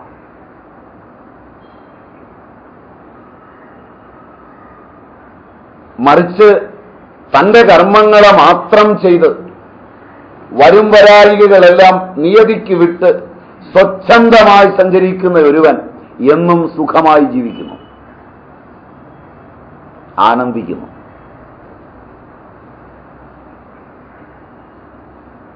വിഷയങ്ങൾ എത്ര അവനിലേക്ക് കയറി വന്നാലും അവൻ അക്ഷോഭ്യനായിരിക്കുന്നു. പഠിക്കാൻ സുഖമുണ്ടോ ആവോ? പഠിക്കാൻ രസമുണ്ടോ ആവോ? രസമുണ്ട്. അപ്പൊ നല്ലപോലെ ശ്രദ്ധിച്ചോളൂ. അതുകൊണ്ടാണ് ആപൂര്യമാണ് അചലപ്രതിഷ്ഠം സമുദ്രം. അതിലേക്ക് നാനാഭാഗത്തു നിന്നും ജലം വരുന്നത് പോലെ എല്ലാ ഇന്ദ്രിയങ്ങളിലേക്കും വിഷയങ്ങൾ വരുന്നു. എന്തെല്ലാം വന്നാലും അതങ്ങനെ കൊള്ളാം, ഇതിങ്ങനെ കൊള്ളാം, ശാന്തഗംഭീരനായി മുന്നോട്ട് പോകുന്നു. ഇത് പുറത്ത് വിഷയമല്ല ഉണ്ടാക്കുന്നത്, നമ്മളാണ് ഉണ്ടാക്കുന്നത്. നമ്മളിൽ ആ കാമം കിടപ്പുണ്ടെങ്കിലാണ് ഇതിങ്ങനെ ത്രസിച്ച് കയറി വരുന്നത്. അത് വരുന്നത് നമുക്കും കാണാം. വിവരമുള്ളവരോടാണ് നമ്മൾ ഇടപെടുന്നതെങ്കിൽ അവർക്കും കാണാം. അവിടെയാണ് ചിലപ്പോ രണ്ടു കൂട്ടരും മെല്ലെ ചിരിച്ച് പിൻവാങ്ങുന്നത്. അല്ല, വേറെ വഴിയില്ല. കാമത്തിന്റെ ഈ ഒരു തലം വീട്ടിലൊക്കെ വല്യമ്മമാരുണ്ട്. ഏറ്റവും രസം വീട്ടിലാണിത് കാണാൻ.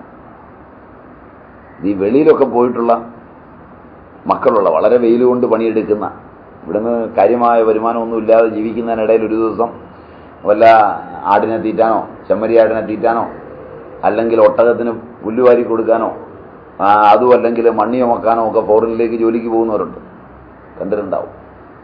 സാധാരണക്കാരൻ അവനിവിടുന്ന് അവിടെ ചെന്ന് കഴിഞ്ഞ് ഇവിടെ അക്കൗണ്ടൊക്കെ തുടങ്ങി പൈസയൊക്കെ ആയി കഴിഞ്ഞാൽ ഉടനെ ഇവൻ അവിടെയാണ് നിൽക്കുക. ഇവൻ അറിയുന്നില്ല ഇവിടെ 5 കൊല്ലമായി പോയിട്ട് ഇങ്ങോട്ട് ഒരാളെ പൈസ അയച്ചു കൊടുക്കുകയാണ്. ഇവനെ ഇവിടുന്ന് മേടിച്ച് അച്ഛനും അമ്മയും ഭാര്യയും ഭാര്യയുടെ അച്ഛനും ഒക്കെ കൂടെ കൊടുത്ത കടം ഒരിക്കലും തീരെയല്ല. എത്ര അയച്ചാലും തീരല്ല, അത്രയും പലിശയാണെന്നാണ് ഇവരെഴുതുന്നത്. കടം തീരാൻ ഇവർ സമ്മതിക്കുകയില്ല. ഇത് കണ്ടിട്ടില്ല, രസമുള്ള ഒരു രംഗമാണ്. അവസാനം ഇവൻ വരുമ്പോഴേക്ക് വീടും ഒക്കെ പണിതിട്ടുണ്ട് വലുതായിട്ട്. ഇപ്പം ഇവൻ അയച്ചു കൊടുത്തതാ, നിന്നോട് അങ്ങനെ പറഞ്ഞത് ഇതൊക്കെ ഒന്ന് പണിത് നേരെയാക്കാൻ വേണ്ടിയാണ്, നീ അത് കഴിഞ്ഞ് വന്നാൽ മതി എന്ന് വിചാരിച്ചാണ് എന്നൊരു കാര്യവും പറയും. അപ്പം ഇവൻ വരുമ്പോഴത്തേക്ക് തോട്ടങ്ങളായി വീടായി വലിയ കാര്യമായി അതൊക്കെ ഭംഗിയായി ചെയ്തിട്ടുമുണ്ട്. അപ്പം ഇവൻ വരുമ്പോൾ ഏതാണ്ട് കുചേലൻ സ്വന്തം വീട്ടിലേക്ക് മറ്റേ പാർട്ടിയെ കണ്ടയച്ച് തിരിച്ചു വരുന്ന പോലാണ്. അതുപോലുള്ള മാറ്റമുണ്ട്. പക്ഷെ അവിടെ ഇവൻ മാത്രം അന്യനാണ്. ഇത് ശ്രദ്ധിച്ചിട്ടില്ല, മനസ്സിലായിട്ടില്ല. ഇവൻ വരുമ്പോ ഈ സഹോദരങ്ങള് ബാക്കിയുള്ളവരെല്ലാം നാട്ടുകാരൊക്കെ വിടും. ഇവനാകെ ഏറ്റവും സന്തോഷം ഉണ്ടാകുക പണ്ടിവന് ഒന്നും കഴിക്കാതെ പോകുമ്പോൾ കാപ്പി വാങ്ങിച്ചു കൊടുത്തവനോ ഒന്നുമല്ലെങ്കിൽ തൻ്റെ കല്ല് പെൻസിലിൻ്റെ ഒരു കഷ്ണം ഒടിച്ചു കൊടുത്തവനോ അവൻ്റെ മുമ്പിലെത്തും. ആ സമയം അവരിന്ന് ദാരിദ്ര്യത്തിലായിരിക്കും. അവൻ വന്നപ്പോൾ ഇവനൊരു 100 രൂപയോ 500 രൂപയോ എടുത്തു കൊടുക്കും. ചിലപ്പോൾ അവൻ്റെ പിള്ളേർ വരുമ്പോൾ ചിലപ്പോൾ എടുത്തു കൊടുക്കും. ആ എടുത്തു കൊടുക്കുന്ന സമയത്ത് ഈ വീട്ടിലെ വല്യമ്മയൊക്കെ ചിലപ്പോൾ കാണും. ഇത് അവനവിടെ വെയിൽ കൊണ്ടതാണ്. അതുകൊണ്ടാണ് ഇവരും ഈ നിലയിലായത്. മനസ്സിലായില്ല. അതുകൊണ്ടാണ് ഈ വീട്. ഇതൊക്കെയാണെങ്കിലും ഇവര് വെയിൽ കൊണ്ടിട്ട് കൊടുത്ത പോലാണ് ഇവരുടെ ആ ഒരു ഭാവം. മനസ്സിലായില്ല. എടുത്തു കൊടുക്കുന്നത് അവന്റെ അധ്വാനമാണ്. അവനത് എൻജോയ് ചെയ്യട്ടെന്നല്ല. വല്യമ്മ ചൂടാവും. അവസാനം വല്യമ്മ ബാക്കിയുള്ള മക്കളോടൊക്കെ പറയും, ഇതിന്റെ കഷ്ടപ്പാട് എനിക്കേ അറിയാവുള്ളൂ. ഈയിടെ അങ്ങനെ ഒരു വല്യമ്മ പറഞ്ഞത് കേട്ടു. അതാണ് ഞാനത് അതേപടി പറയുന്ന. ഒന്ന് ഉപദേശിക്കണം സ്വാമി അവനെ. അവനിങ്ങനെ പോയാൽ എങ്ങനെയാവും? അവനോട് ഇത് കൊടുക്കരുതെന്ന് ഉപദേശിക്കുന്നതിന് വല്യമ്മ മാറ്റവൻ 100 രൂപയെ അവർക്ക് കൊടുത്തുള്ളെങ്കിൽ നമുക്ക് 1001 രൂപ ദക്ഷിണ അഡ്വാൻസ് ആയിട്ട് തന്നു. അപ്പൊ ഗുരുവായൂരപ്പന് വേറൊരെണ്ണം കൊടുത്തിട്ടുണ്ടാവും. ഇതാണ് ലോകം. ലോകത്തിന്റെ ഈ പോക്ക്. കാമം വല്യമ്മയുടെ ഉള്ളിൽ 80-90 വയസ്സായി. അവന്റെ പോക്കറ്റിലെ 50 രൂപയിൽ കിടക്കുന്ന കാമത്തിലുണ്ടാകുന്ന അസ്വസ്ഥതയും വേദനയും യാതനയും കഷ്ടപ്പാടും വല്യമ്മയിൽ രൂപാന്തരപ്പെടും. അപ്പൊ മണ്ണ് ചുമന്നതും കല്ല് ചുമന്നതും ഫോറിനിൽ പോയി പണിയെടുത്തതും ഒക്കെ വല്യമ്മയായി മാറി. അവൻ ഔട്ട്. ഇങ്ങനെയാണ് നമ്മുടെ കാമം കയറി പോകുന്നത്. ഉദാഹരണം ശരിയാണോ? ശരിയാണോ? ഉദാഹരണം ശ്രദ്ധിച്ചു നോക്കണം. ശരിയാണോ? ഞാനും നിങ്ങളുമൊക്കെ ചെന്ന് വീഴുന്ന കാമങ്ങളുടെ ലോകമെല്ലാം ഇന്ദ്രിയപ്രേരിതങ്ങളായ വിഷയാർത്ഥങ്ങളിൽ നിന്ന് രൂപാന്തരപ്പെടുന്നതാണ്. അവ നമ്മുടെ ഇന്ദ്രിയങ്ങളെ ഉച്ഛോഷണം ചെയ്യിപ്പിക്കുന്നു, ഉത്പോഷിപ്പിക്കുന്നില്ല. ഈ ഒരു സത്യം സ്ഥിതപ്രജ്ഞൻ അറിയുന്നു. അതുകൊണ്ട് ഈ കാമങ്ങളെല്ലാം ഉള്ളപ്പോഴും അവയെല്ലാം തന്നിലേക്ക് പ്രവേശിക്കുമ്പോഴും അയാളുടെ ബോധം കൂടെ പോവില്ല. ഏതൊരു സഞ്ചാരത്തിനും സ്വാഭാവികമായ മുന്നേറ്റത്തിനും നിരുപാധികമായ നിശ്ചലതയ്ക്കും ബോധമാണ് അളവുകോൽ. പദമൊന്നുകൂടെ. ബോധമാണ് സ്വാഭാവികതയിലെ ചലനത്തിനും നിരുപാധികതയിലെ നിശ്ചലതയ്ക്കും ആധാരം. മനസ്സിലായില്ല? തത് ഏജതി തന്നൈജതി തദ്ദൂരെ തദ്വന്തികെ എന്ന് ഈ ശബ്ദം. തത് ഏജതി അത് ചലിക്കുന്നു, പൂച്ച ഓടുന്നു, ഞാൻ നടക്കുന്നു, ഗോപാലൻ വീഴുന്നു എന്ന് പറയുമ്പോൾ ഗോപാലൻ, പൂച്ച, ഞാൻ എന്നത് നടക്കണമെങ്കിൽ, ഓടണമെങ്കിൽ, ചാടണമെങ്കിൽ സ്വാഭാവികമായ ആ ശരീരാവയവങ്ങൾക്ക് ഒരു സ്ഥലത്ത് നിന്ന് വേറൊരു സ്ഥലത്തേക്ക് ആദേശമുണ്ടാകണമെങ്കിൽ എന്റെ ബോധം മുമ്പിൽ പോണം. മനസ്സിലായില്ല? ബോധമില്ലെങ്കിൽ ഞാൻ നടക്കുകയില്ല. ശരിയല്ല? ബോധമാണ് എന്നെ ചലിപ്പിക്കുന്നത്. അങ്ങനെയൊന്നും ഇതിനെ വ്യവഹരിക്കേണ്ട. ആത്മബോധം അതെന്റെ ശരീരത്തോട് ചേർന്ന് നിൽക്കാത്തപ്പം ഞാൻ ഇല്ല, ജഡമാണ്. മനസ്സിലായില്ല? ഈ ശരീരം ജഡമാണ്. ഇതിലെ ചൈതന്യം ഉള്ളപ്പോൾ മാത്രമേ ഞാൻ സഞ്ചരിക്കുന്നുള്ളൂ. എൻ്റെ ചൈതന്യം ഉള്ളപ്പോഴേ ഞാൻ ഇവിടെ ഇരിക്കുകയാണെങ്കിലും അമേരിക്കയിൽ വിചരണം ചെയ്യുകയുള്ളൂ. ഇവിടെ ഇരുന്നുകൊണ്ട് അമേരിക്കയിൽ വിചരണം ചെയ്യാം. ബോധത്തിന് അതിൻ്റെ സ്വാഭാവിക സത്തയിൽ ഒട്ടേറെ വ്യാപ്തിയും നിരുപാധിക സത്തയിൽ ഒട്ടേറെ തലങ്ങളുമുണ്ട്. മനസ്സിലായില്ല? ഇവിടെ ഇരുന്നുകൊണ്ട് തന്നെ എനിക്ക് അമേരിക്ക കാണാം, കാണാത്ത എനിക്ക് അമേരിക്ക കാണാം. മനസ്സിലായി? ഞാൻ അമേരിക്കയിൽ ഇതുവരെ പോയിട്ടില്ല, പക്ഷെ എൻ്റെ ഒരു അമേരിക്ക എനിക്ക് ഉണ്ടാക്കാം. ശരിയല്ല? അതിൽ ബുഷിനെ, കോണ്ടലീസ റൈസിനെ, അതുപോലെ തന്നെ ബാക്കിയുള്ളവരെ ഒക്കെ എനിക്ക് സൃഷ്ടിക്കാം. ശരിയല്ല?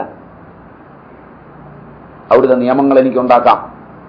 അങ്ങനൊരു ലോകം എൻ്റെ ബോധം ചലിച്ചിട്ടാണ് ഉണ്ടാകുന്നത്. തത് ഏജതി ചലിക്കുന്നു.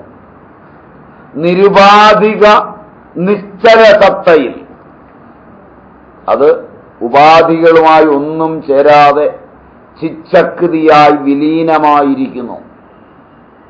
തത് ന ഏജതി ചലിക്കുന്നില്ല.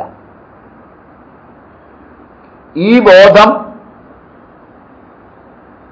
ഉള്ളപ്പോൾ മാത്രമാണ് എന്റെ ചലനമെങ്കിൽ, സ്വാഭാവികതയിലെല്ലാം ബോധം ചേരുമ്പോഴാണ് ഈ വൈകാരികതയെല്ലാം എങ്കിൽ, ഈ കാമമെല്ലാം വന്നു പ്രവേശിച്ചാലും എന്റെ ബോധം അതുമായി ഇണചേരാതെ തനിച്ചിരിക്കാം. മനസ്സിലായില്ല? എനിക്ക് വേണമെന്ന് തോന്നുന്നവയിൽ ചലിച്ചതുപോലെയാക്കാം, ചലിക്കാത്തതുപോലെയാക്കാം. ചലിച്ചിട്ടും ചലിക്കാത്തതുപോലെയും ചലിക്കാതിരുന്നിട്ടും ചലിച്ചതുപോലെയും ആക്കാം. മനസ്സിലായില്ല? അറിയാതെ ചലിക്കാം. ഒന്ന്, വിഷയങ്ങളിങ്ങ് എത്തുമ്പോഴേ അതുമായി അങ്ങ് ചേർന്ന് എനിക്ക് ചലിക്കാം. അത് ഞാൻ അറിയുന്നില്ല. അപ്പോഴാണ് കോപതാപാദികളൊക്കെ വരുന്നത്. എനിക്ക് എൻ്റെ അടുക്ക നിൽക്കുന്നവനോട് പറയാം, ഇന്ന പോലുള്ളൊരു വിഷയം കൊണ്ടാണ് ഇതാ വരുന്നതാണ്, പഠിക്കാന്ന് വരുന്നുണ്ട്, നീ ഇപ്പം നോക്കിക്കൊണ്ട് നിന്നോണം, ഞാൻ ഒരു അഭ്യാസം കാണിച്ചു തരാം, ഇവിടെ നിൽക്കുക, പോകരുതേ. അവനൊരു അഭ്യാസവും കൊണ്ടാണ് വരുന്നത്. മറ്റവൻ്റെ അടുക്കൽ പോയേച്ചാ വരുന്നത്. അപ്പോൾ ഇപ്പോൾ വന്നിട്ട് അവിടെ നിന്നുള്ള എല്ലാം തപ്പിപ്പിടിച്ചതെല്ലാം ഇങ്ങ് കൊണ്ടുവരും. അതിലെനിക്ക് ദുഃഖമുണ്ടെന്നും എനിക്ക് വിഷമമുണ്ടെന്നും ഞാൻ അതുകൊണ്ട് കോപിഷ്ഠനാകുന്നുവെന്നും ഒക്കെ അറിഞ്ഞു കഴിഞ്ഞാൽ അവനെ നിനക്കൊരു രൂപത്തിൽ കാണാം. അപ്പം നേരത്തെ അറിഞ്ഞു, തയ്യാറൊക്കെ എടുത്തു വന്നു. തോന്നപാടെ പറഞ്ഞു, ഇന്നവൻ ഇങ്ങനെയാണ് പറഞ്ഞു. അവൻ അങ്ങനെ പറഞ്ഞോ? എടാ കൂടെ പവന്തിയുടെ പോയി 2 തല്ലു കൊടുത്തിട്ട് വരണം. അല്ലാതെ ഇപ്പൊ വേണ്ട, കാരണം ഞാൻ വന്നു പറഞ്ഞു എന്ന് അറിയണ്ട കേട്ടോ. വേറെ എവിടുന്നെങ്കിലും, അതിങ്ങനെ വേറെ ആരോടും പറഞ്ഞിട്ടില്ല, നിന്നോട് മാത്രമല്ലേ പറഞ്ഞിട്ടുള്ളൂ. കയറി വണ്ടിയല്ലോ. അയ്യോ വേണ്ട സാറേ, അത് കാരണം എന്താ വെച്ചാൽ സാറ് പിന്നെ എന്തെങ്കിലും ചെയ്താൽ മതി, ഞാൻ വന്നു പറഞ്ഞു എന്നറിയാം. അപ്പൊ ഇവൻ എത്രയും വേഗം പിന്നെ രക്ഷപ്പെടാനാണ്. പോയി കഴിഞ്ഞപ്പോൾ ചോദിച്ചു മറ്റവനോട്, എങ്ങനെയുണ്ട് കണ്ടോ? അപ്പോൾ അവിടെ എന്നിൽ ആ ബോധം ചലിച്ചു എന്ന് അവനെ തോന്നിപ്പിക്കുമ്പോഴും ചലിക്കാതിരിക്കാം. മനസ്സിലായില്ല? സ്വല്പം കഴിഞ്ഞ് ഇതിലും രസമുള്ള ഭാഗം വേറെ ഉണ്ടാകാം. ഇവർ രണ്ടുപേരും ഒന്നിച്ചൊരു കൂട്ടു ബിസിനസ് നടത്തുന്നതാണ്. അതിനിടയിലാണ് ഇവൻ വന്ന് പറഞ്ഞിരിക്കുന്നത്. ഇവൻ മറ്റവനെ ഫോൺ ചെയ്തു, എടാ നീ പറഞ്ഞു കേട്ടോ, വന്നു കേട്ടോ, ഞാൻ ഇങ്ങനെയാണ് വെടിവെച്ച് വിട്ടിരിക്കുന്നത്, നിന്നെ ഞാൻ ശരിയാക്കുമെന്നൊക്കെയാണ് വിട്ടിരിക്കുന്നത്, എന്നെ പോലെ പറഞ്ഞിട്ടുണ്ട്, നാളെ എവിടെ എത്തും കേട്ടോ, നീ വേണ്ട പോലെ ഒന്ന് സൽക്കരിച്ചേക്കണം. ഇവർ തമ്മിൽ ഒരേ ധാരയിൽ നിന്നുകൊണ്ട് ഇവനെ വെട്ടിലാക്കാം. ഇതിനോട് ബോധത്തിന്റെ സാധ്യതകൾ മനസ്സിലായില്ല.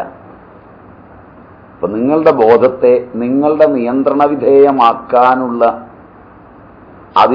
അതിലേക്ക് ഏതെല്ലാം കാമങ്ങൾ കടന്നു വന്നാലും അതിൽ ഞാൻ പ്രവേശിക്കുന്നില്ലെന്ന് തീരുമാനിക്കാവുന്നുള്ള ഒരു സത്വതലത്തിലേക്ക് ഉയർന്നു കഴിഞ്ഞു എങ്കിൽ അവൻ പ്രശാന്തനായി തുടരുന്നു.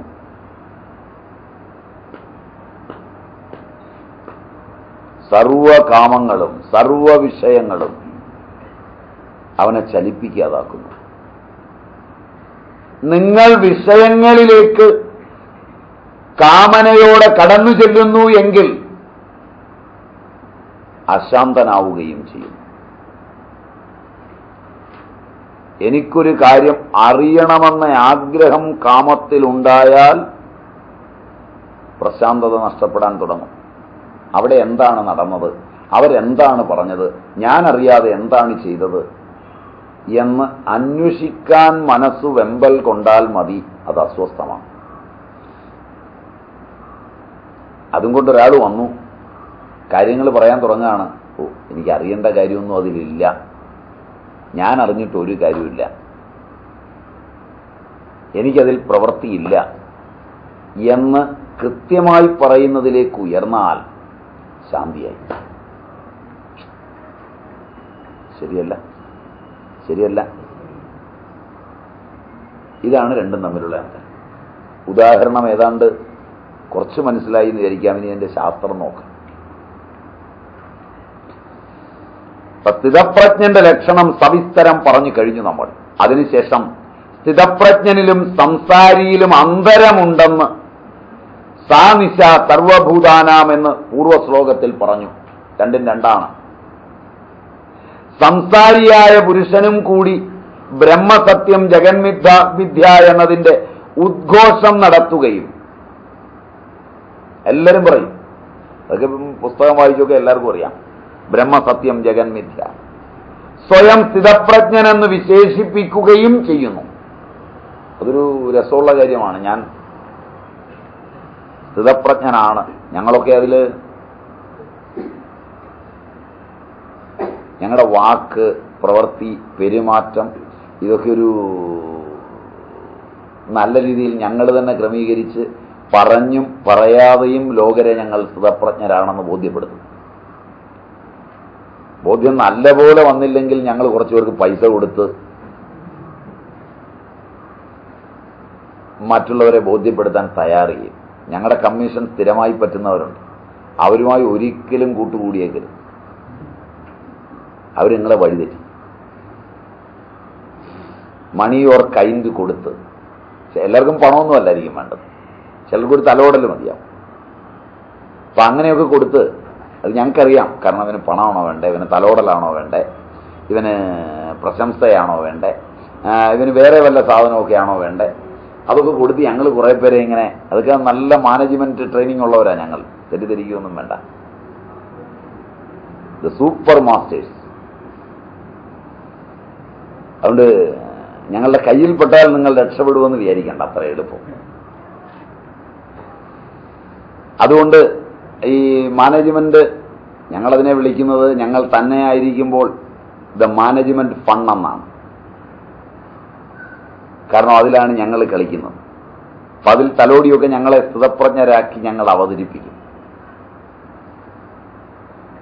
ചിലപ്പോഴെങ്കിലും പ്രശ്നങ്ങളുടെ മുമ്പിൽ പെടുന്നത് ചിലരെങ്കിലും കാണും. പരമാവധി ഞങ്ങൾ പ്രശ്നങ്ങളുടെ മുമ്പിൽ പെടുന്നത് ലോകര് കാണുകയില്ല. കാരണം ലോകരും ഞങ്ങളുമായുള്ള ബന്ധം സ്റ്റേജ് മാനേജ്മെന്റിലാണ്. റൈറ്റ്. ഇപ്പൊ നിങ്ങളും ഞാനുമായിട്ടുള്ള ബന്ധം സ്റ്റേജ് മാനേജ്മെന്റിലാണ്. സ്റ്റേജ് മാനേജ്മെന്റിന് അപ്പുറത്ത് നമ്മൾ തമ്മിൽ ബന്ധമൊന്നുമില്ല.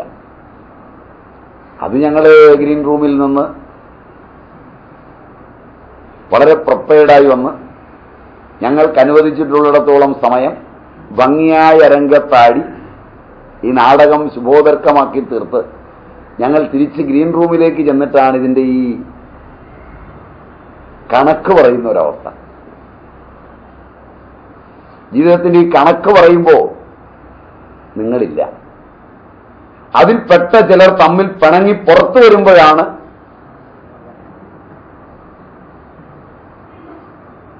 കുളവാകുന്നത്. ഇത് കൂടുതൽ കുളവാകുന്നത് ഞങ്ങൾക്ക് ഈ സ്ത്രീകൾ സെക്രട്ടറികളായി കയറിയാലാണ്. പുരുഷന്മാരാണെങ്കിൽ അത്രയും വലിയ കുഴപ്പമില്ല. ഇവരെല്ലാം നമ്പരിട്ട് സൂക്ഷിച്ചു വെക്കും, ഈ ചരടയിൽ ചാടിക്കളിയട കുഞ്ഞിരാമ എന്ന് കളിപ്പിക്കാൻ. അവസാനം അവരൊരു പത്രസമ്മേളനം വിളിക്കുമ്പോഴാണ് ഞങ്ങളുടെ പ്രജ്ഞയുടെ സ്ഥൈര്യമെല്ലാം പൊതുവെ പോകുന്നത്. അതുകൊണ്ട് സ്ഥിതപ്രജ്ഞൻ എന്നൊക്കെ പറയുമ്പോൾ ഞങ്ങളെയൊന്നും സ്വപ്നത്തിൽ കാണരുത്. അങ്ങനെ ഒന്നുണ്ട് എന്ന് മാത്രം ധരിച്ചാൽ മതി. ഇത് പഠിക്കുമ്പം മോഡലുകൾ വെച്ച് പഠിക്കരുത്. ഈ മോഡൽ വെച്ച് പഠിച്ചിട്ട് നിങ്ങൾ ദുഃഖിക്കും. അവസാനം നിങ്ങൾ തീരുമാനിക്കും ഇങ്ങനൊരു സാധനം ഇല്ല, അതിനെ ഈ പഠിത്തം സഹായിക്കുള്ളൂ. നിങ്ങൾ അങ്ങനെ ആകാവോ എന്ന് ശാസ്ത്രം വെച്ച് നോക്കുന്നത് നല്ലതാണ്. ഒറ്റ മോഡലും വെച്ച് പഠിക്കരുത്. മോഡൽസ് അതിന്റെ ഏറ്റവും ആത്മാവിൽ ക്രിയേറ്റ് ചെയ്യേണ്ടതാണ്. മോഡൽസ് നമ്മുടെ ബോധമാണ്. അങ്ങനെ പഠിച്ചാൽ ഒരിക്കലും ദുഃഖം ഉണ്ടാവില്ല. ഒരിക്കൽ അത് ബോധ്യപ്പെടുകയും ചെയ്യും. മറ്റത് മാജിക്ക് പോലാണ്, സ്റ്റേജ് മാനേജ്മെന്റാണ്. അപ്പോ ബ്രഹ്മസത്യം ജഗന്മിഥ്യ എന്ന് എല്ലാവരും പറയും. അതൊരു അല്പമൊക്കെ പഠിച്ചാൽ, അതാദ്യം ഇതൊക്കെ ഒന്ന് പഠിച്ചു നോക്കി, പിന്നെ ഇതൊക്കെ ഒന്ന് പഠിക്കാൻ തുടങ്ങുന്നതിന് മുമ്പ് ഇതൊക്കെ ഒന്ന് എല്ലാവരെയും എത്തിക്കണം എന്നൊരു മോഹം വരും. ഇത് നല്ല വികാരമാണ്. എല്ലാവരും അറിയണം. ഇതൊന്നും ഇങ്ങനെ കുറച്ചു പേരായിട്ട് അറിഞ്ഞാൽ പോരാ. ലോകം മുഴുവൻ ഈ അറിവ് വന്നാൽ എന്താകുമായിരുന്നു ഇതിന്റെ ആനന്ദം. ശരിയല്ല? അപ്പൊ അങ്ങനെ പോകുന്ന വഴിയിൽ പറ്റിപ്പോകുന്നതാണ്. ആ വഴിയിൽ ഓടുമ്പോൾ ലോകത്തെ മുഴുവൻ ഇത് അറിയിക്കാനുള്ള ഞങ്ങളുടെ ആ നെട്ടോട്ടത്തിൽ ഞങ്ങൾ ഈ ശാസ്ത്രസത്യങ്ങളെല്ലാം കൃത്യമായി പറയും. ബ്രഹ്മസത്യം, ജഗന്മിഥ്യ, ജീവോ ബ്രഹ്മ ഇവ നാപര, അതൊക്കെ ഉദ്ഘോഷിക്കാം. അങ്ങനെ സ്വയം സ്ഥിതപ്രജ്ഞനെന്ന് വിശേഷിപ്പിക്കുകയും ചെയ്യും. ധനാദികൾ സമ്പാദിക്കുവാൻ ഉഴറുന്നത് പോലെ തന്നെ സന്ത മഹാത്മാക്കളുടെ തീനും കുടിയും ആർഭാടവും ചാട്ടവുമായി ഓട്ടവുമായി കഴിഞ്ഞുകൂടുമ്പോഴും അവർ തർക്കിക്കുകയും വഴക്കുണ്ടാക്കുകയും ഒക്കെ ചെയ്യും. ഈ സ്ഥാനമാനങ്ങൾ വ്യവഹാരത്തിൽ ഏർപ്പെടുന്നില്ല എന്ന് പറയുകയും ഏർപ്പെടുകയും ചെയ്യും. ഭഗവാൻ പറയുന്നത് വ്യവഹാരമെടുത്താൽ ഭേദമൊന്നും പറയാനില്ല, എന്നാൽ സംസാരവും പരമാർത്ഥവും അത്യന്ത വിരുദ്ധങ്ങളാണ്. ഒന്ന് നിശ്ചയാണ്, മറ്റത് ദിവസമാണ്. ഇതാണ് കഴിഞ്ഞ ശ്ലോകത്തിൽ പറഞ്ഞത്. ഭഗവത് വചനമാണ്, മറക്കരുത്. ശ്രുതിയിൽ സ്ഥിതപ്രജ്ഞതയും മായാമോഹ പരവശതയും തമ്മിൽ വലിയ അന്തരം പറഞ്ഞിട്ടുണ്ട്. രണ്ടും രണ്ടാണ്. അവ രണ്ടും അത്യന്ത വിരുദ്ധമാണ്. ഇരുട്ടും വെളിച്ചവും ഒന്നല്ല. വെളിച്ചത്തിന്റെ അഭാവമാണ് ഇരുട്ട്. ഇരുട്ടില്ല, അത് വെളിച്ചത്തിന്റെ അഭാവമാണ്. വെളിച്ചമുണ്ടായാൽ ഇരുട്ടുണ്ടാവില്ല. ദൂരമേതേ വിപരീതേ വിഷൂചി അവിദ്യായാച വിദ്യേതി ജ്ഞാത വിദ്യാഭിപ്സിതം നചികേതസം മന്യേ നത്വാ കാമാ ബഹവോ അലൂലുപന്ത എന്ന് കടം പറയുകയും ചെയ്യും. ഈ ശ്രുതിയുടെ സാരം മനസ്സിലാക്കിയാൽ, സാരാംശം എടുത്താൽ നിശ സർവഭൂതാനാം എന്നതിൽ നിഹിതമാണ്. കഴിഞ്ഞ ശ്ലോകത്തിൽ അത് നമ്മൾ എടുത്തതുമാണ്, ഓർക്കാൻ.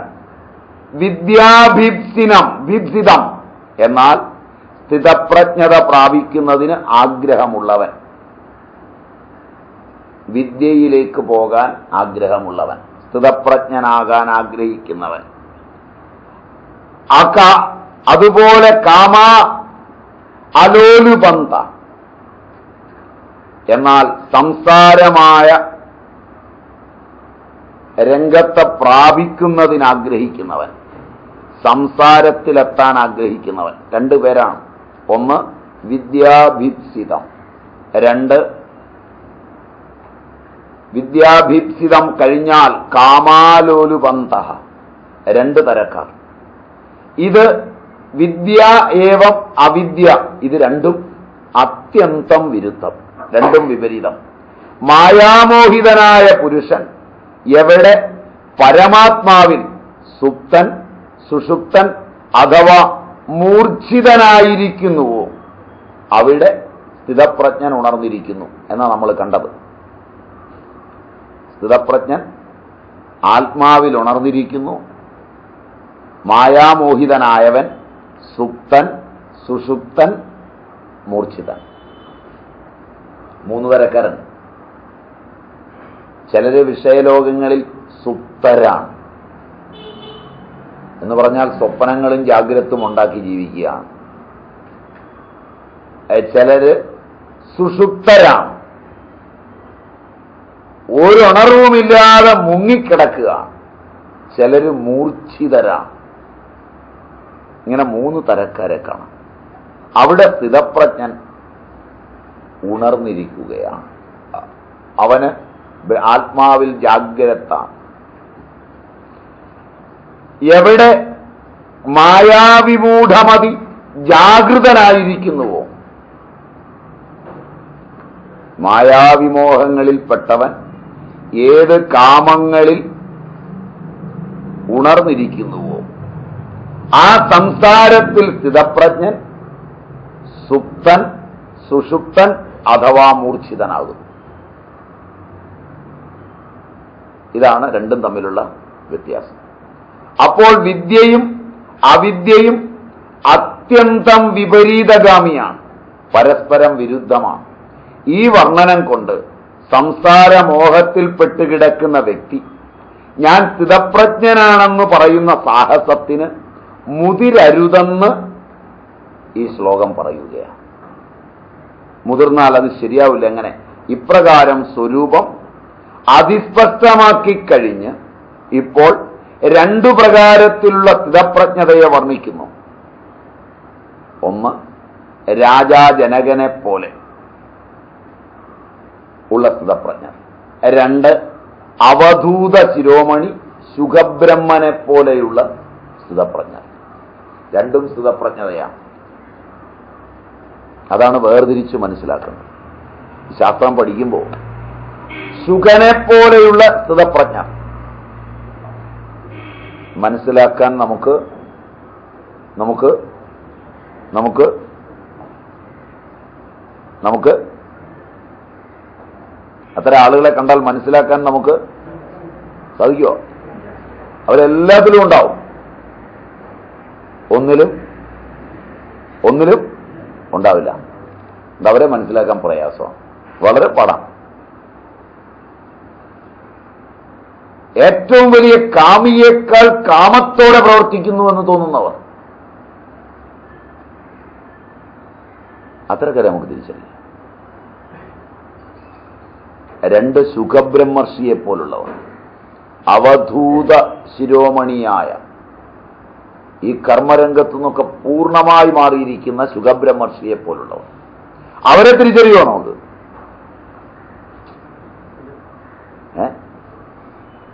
ഒട്ടും തിരിച്ചറിയില്ല. മറ്റത് തിരിച്ചറിയില്ല, പിന്നെ ഇത് ഒട്ടും തിരിച്ചറിയുമെന്നാണ് നമ്മുടെ വിചാരം. നമ്മൾ അങ്ങനെയൊക്കെയാണ് വിചാരിക്കുന്നത്. കാരണം ഇതിൽ നിന്നൊക്കെ മാറി നിൽക്കുക. ഇവരെ കാണുമ്പോൾ ഇതിൽ നിന്നൊക്കെ മാറി നിൽക്കാത്തതിനായിരിക്കും നമ്മൾ സ്ഥിതപ്രജ്ഞൻ അല്ലെന്ന് സ്ഥാപിക്കാൻ വെമ്പൽ കൊള്ളുന്നത്. ഇങ്ങനെയൊക്കെയാണോ സ്ഥിതപ്രജ്ഞ? ഇത് ഞങ്ങൾ വേദാന്തികളോടാണ് യോജിക്കുന്നതെങ്കിൽ അതൊന്നും സ്ഥിതപ്രജ്ഞ ലക്ഷണമല്ല. ആകെ ലോകത്ത് ഒരു സ്ഥിതപ്രജ്ഞനേ ഉള്ളൂ. അത്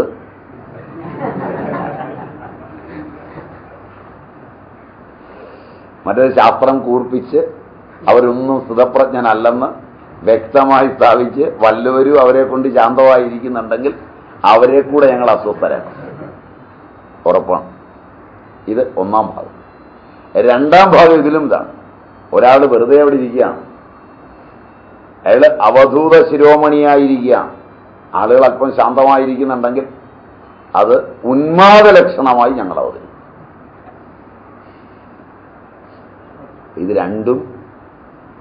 ഇത് രണ്ടും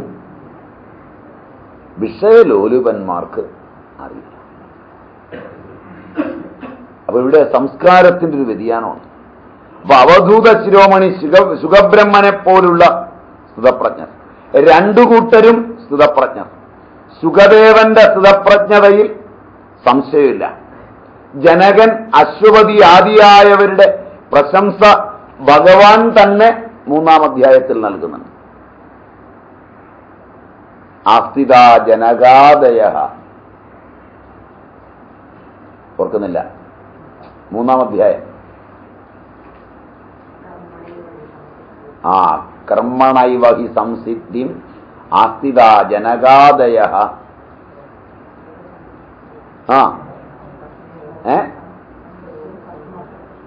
ലോകസംഗ്രഹമേവാപി സംപശ്യൻ കർത്തുമർഹസി. അവർ ചില ഉത്തരവാദിത്തങ്ങളിൽ പെട്ടപ്പോൾ അവരുടെ രൂപം വിരാട്ടായി മാറി. അവര് വിശ്വരൂപനായി കർമ്മം ചെയ്തവരാണ്. ബോധത്തിന് ഹിരണ്യഗർഭഭാവത്തിലേക്കും വിശ്വഭാവത്തിലേക്കും വികസിക്കാം, വിരാട് ഭാവത്തിലേക്കും വികസിക്കാം. ബോധത്തിന് ഈശ്വരഭാവത്തിലേക്കും വിശ്വഭാവത്തിലേക്കും വികസിക്കാം. അഥവാ ബോധത്തിന് വിരാട് ഭാവനയിലേക്കും ഹിരണ്യഗർഭഭാവനയിലേക്കും വികസിക്കാം. 2 ശ്ലോകങ്ങളാണ് ഇതിന് ഗീത മുടക്കുന്നത്. ഇപ്പൊ പറഞ്ഞ ആപൂര്യമാണമചലപ്രതിഷ്ഠം സമുദ്രമാപ പ്രവിശന്തി യദ്വത് തദ്വത് കാമായം പ്രവിശന്തി സർവേ സശാന്തിമാപ്നോദിന കാമകാമി എന്ന ശ്ലോകത്തില് വിശ്വഭാവത്തിലേക്ക് വികസിച്ച ജനകൻ, അശ്വപതി തുടങ്ങിയവരുടെ ഉദാഹരണം, അതേപോലെ തന്നെ വിഹായ കാമാൻ യസ് സർവാൻ.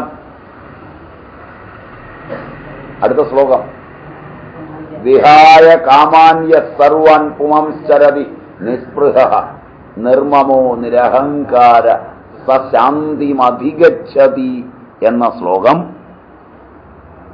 അവധൂത ശിരോമണി സുഖബ്രഹ്മർഷിയെ പോലുള്ളവരെയും പറയാനാണ്.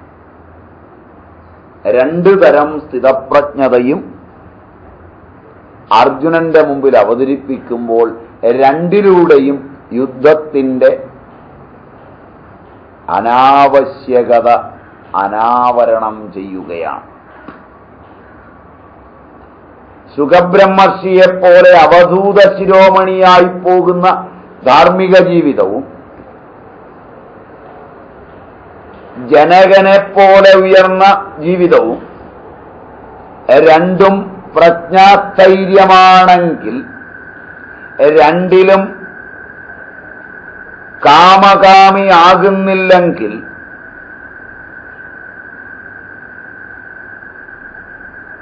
രണ്ടിന്റെയും ശാന്തിയെ അർജുനന് കാണിച്ചു കൊടുക്കുക.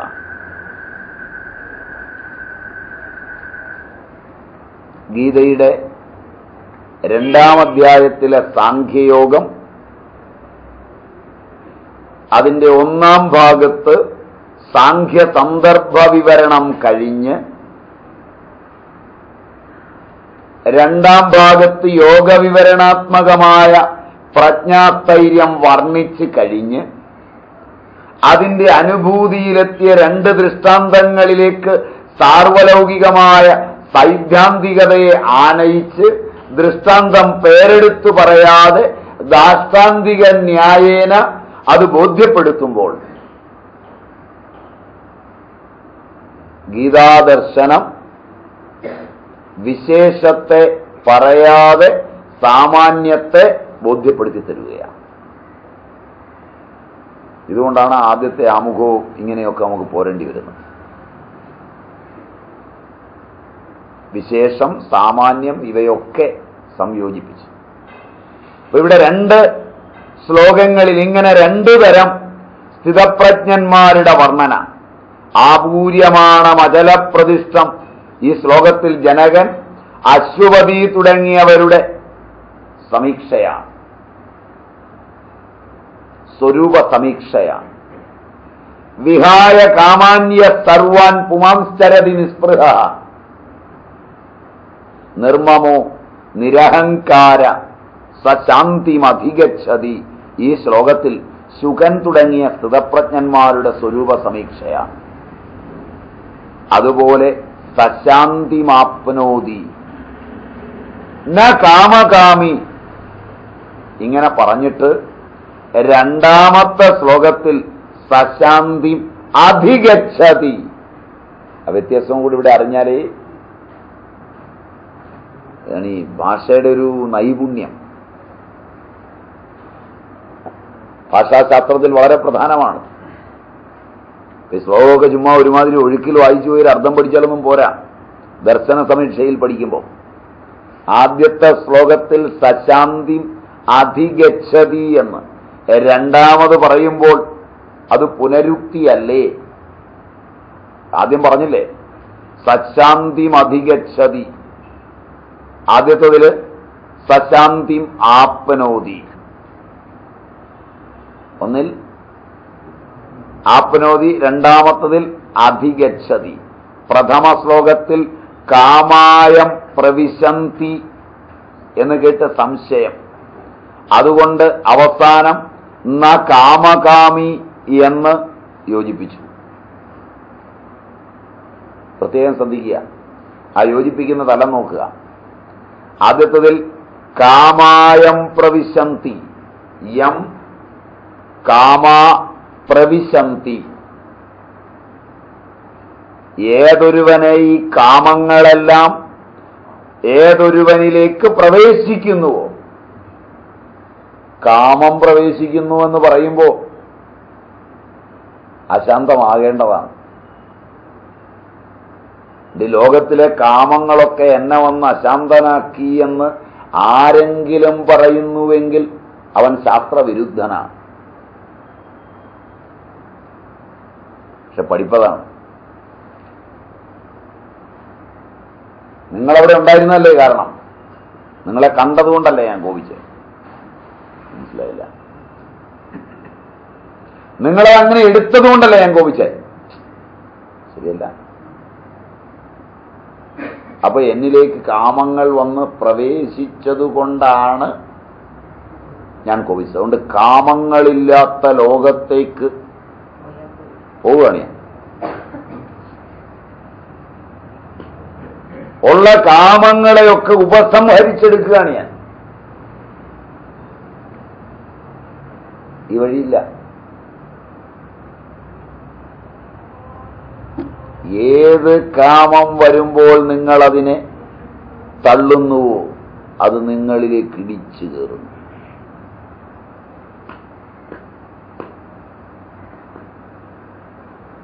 അത് വളരെ രസമാണ്. ഏത് വേണ്ടാന്ന് നിങ്ങൾ വാശി പിടിച്ചോ പ്രകൃതി നിശ്ചയമായും നിങ്ങളെ അതിൽ വീഴിക്കും.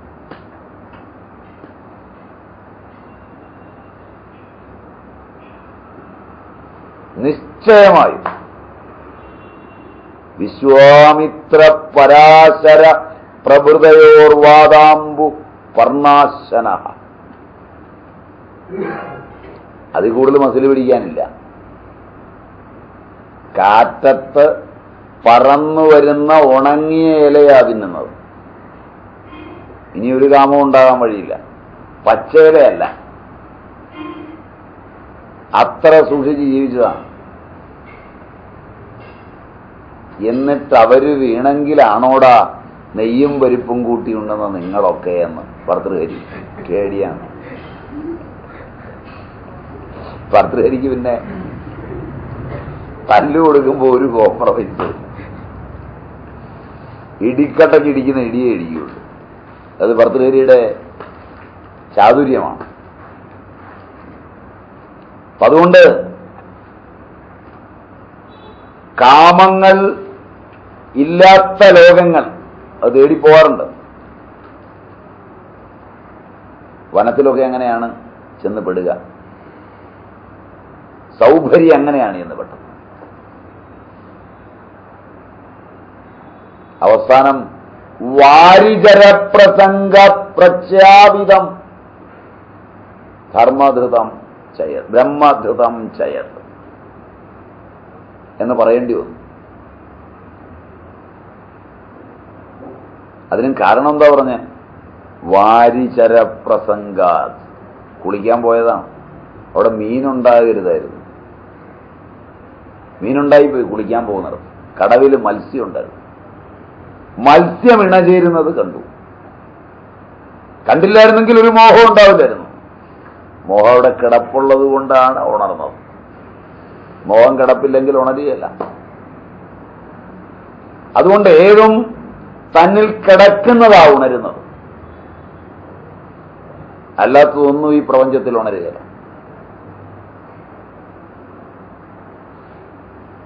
ഒരു പാത്രത്തിൽ അനേകം പലഹാരം വെച്ചിരിക്കുന്നു. ഒരെണ്ണം പൊക്കിയെടുത്തു, രസന പ്രവർത്തിക്കുന്നില്ല. അപ്പുറത്തൊരുത്തൻ്റെ അതിൽ രസന പ്രവർത്തിച്ചു. ഇത് വളരെ രസമാണ്. ഒരുത്തൻ അതിന് കൈനീട്ടി, മറ്റവന് യാതൊരു താല്പര്യമില്ല, വേണ്ട. ആ രസന പ്രവർത്തിച്ചവൻ വേണ്ട എന്ന് പറഞ്ഞാൽ അത് കഴിപ്പിക്കും. പ്രവർത്തിക്കാത്തവനെ നോക്കുമ്പോഴും വീട്ടുകാർക്കറിയാം, എടുക്കുന്ന അമ്മയ്ക്കറിയാം. അമ്മയൊരു പണിയുണ്ട്, ആ വേണ്ട എന്ന് പറഞ്ഞവന് കൊടുക്കാതെ വലിക്കും. പിന്നെ അവനായിട്ട് പൂച്ച കളിപ്പിക്കുന്ന പോലെ കളിപ്പിച്ചേ കൊടുക്കൂ.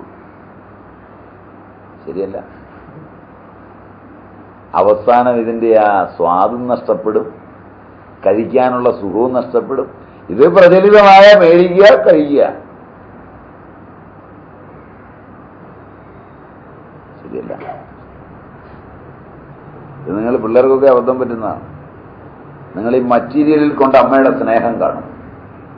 അന്നേരം ഇതിന് വലിയൊരു അപകടമാണ്. മറ്റീരിയലിൽ സ്നേഹം കണ്ടാൽ മൂത്ത ചേട്ടൻ കഴിച്ചതോ, ഇളയ അനിയൻ കഴിക്കുന്നതോ, നടുക്കുള്ളവൻ കഴിക്കുന്നതോ, ഇവരിൽ ആർക്കെങ്കിലും ഒരാൾക്ക് അമ്മയുമായി അടുപ്പം കാണും. ശരിയാണ്? നിങ്ങൾക്ക് ഇഷ്ടമല്ലെങ്കിലും അവന് പ്രിയമുള്ളത് നിങ്ങൾ കഴിക്കാൻ പോകും. അവസാനം കുളമാവും. നിങ്ങൾക്ക് പ്രിയമുള്ളത് വിടും. ഇങ്ങനെ പലപ്പോഴും അപകടം പറ്റുന്നു. വീട്ടിൽ ജീവിക്കുമ്പോൾ ആദ്യം പഠിക്കണം, എനിക്ക് പ്രിയമുള്ളത് മാത്രം മതി, അതങ്ങ് തീരാനായി ജന്മം. പ്രിയയില്ലാത്തത് എന്നിൽ അപകടങ്ങൾ ഉണ്ടാക്കും. ഇതാണ് ഇതിന്റെ ഫണ്ടമെന്റൽ. ഇത് കുട്ടിക്കാലത്ത് പഠിക്കണം. ഇനിയിപ്പോൾ പഠിച്ചിട്ട് കാര്യമില്ല. കാരണം വെച്ചാൽ ഒരുമാതിരി മധ്യഭൂമികയിലൊക്കെ എത്തി. ശരിയല്ല? അമ്മയ്ക്ക് അവനോട് സ്നേഹം, അതുകൊണ്ട് അവന് ഇഷ്ടമുള്ളതൊക്കെ ഞാനങ്ങ് ഇഷ്ടപ്പെട്ട് കളയാം. അങ്ങനെ പെടരുത്. എനിക്ക് വേണ്ടത് സ്വീകരിക്കും. അങ്ങനെ ഒരു സത്യം പുലർത്തണം. അപ്പോഴേ മൈൻഡിന് ഈ കഴിവ് കിട്ടും, അല്ലെ കിട്ടില്ല. പ്രകൃതിയിൽ ഓരോ വിഷയവുമായും ഈ ബന്ധമുണ്ട്. അതിനാ ഇവിടെ കാമായം പ്രവിശന്തി എന്ന് പറഞ്ഞിരിക്കുന്നത്. അത് കേൾക്കുമ്പോൾ ഒരു സംശയം ഉണ്ടാവും. കാമം പ്രവേശിച്ചിട്ടും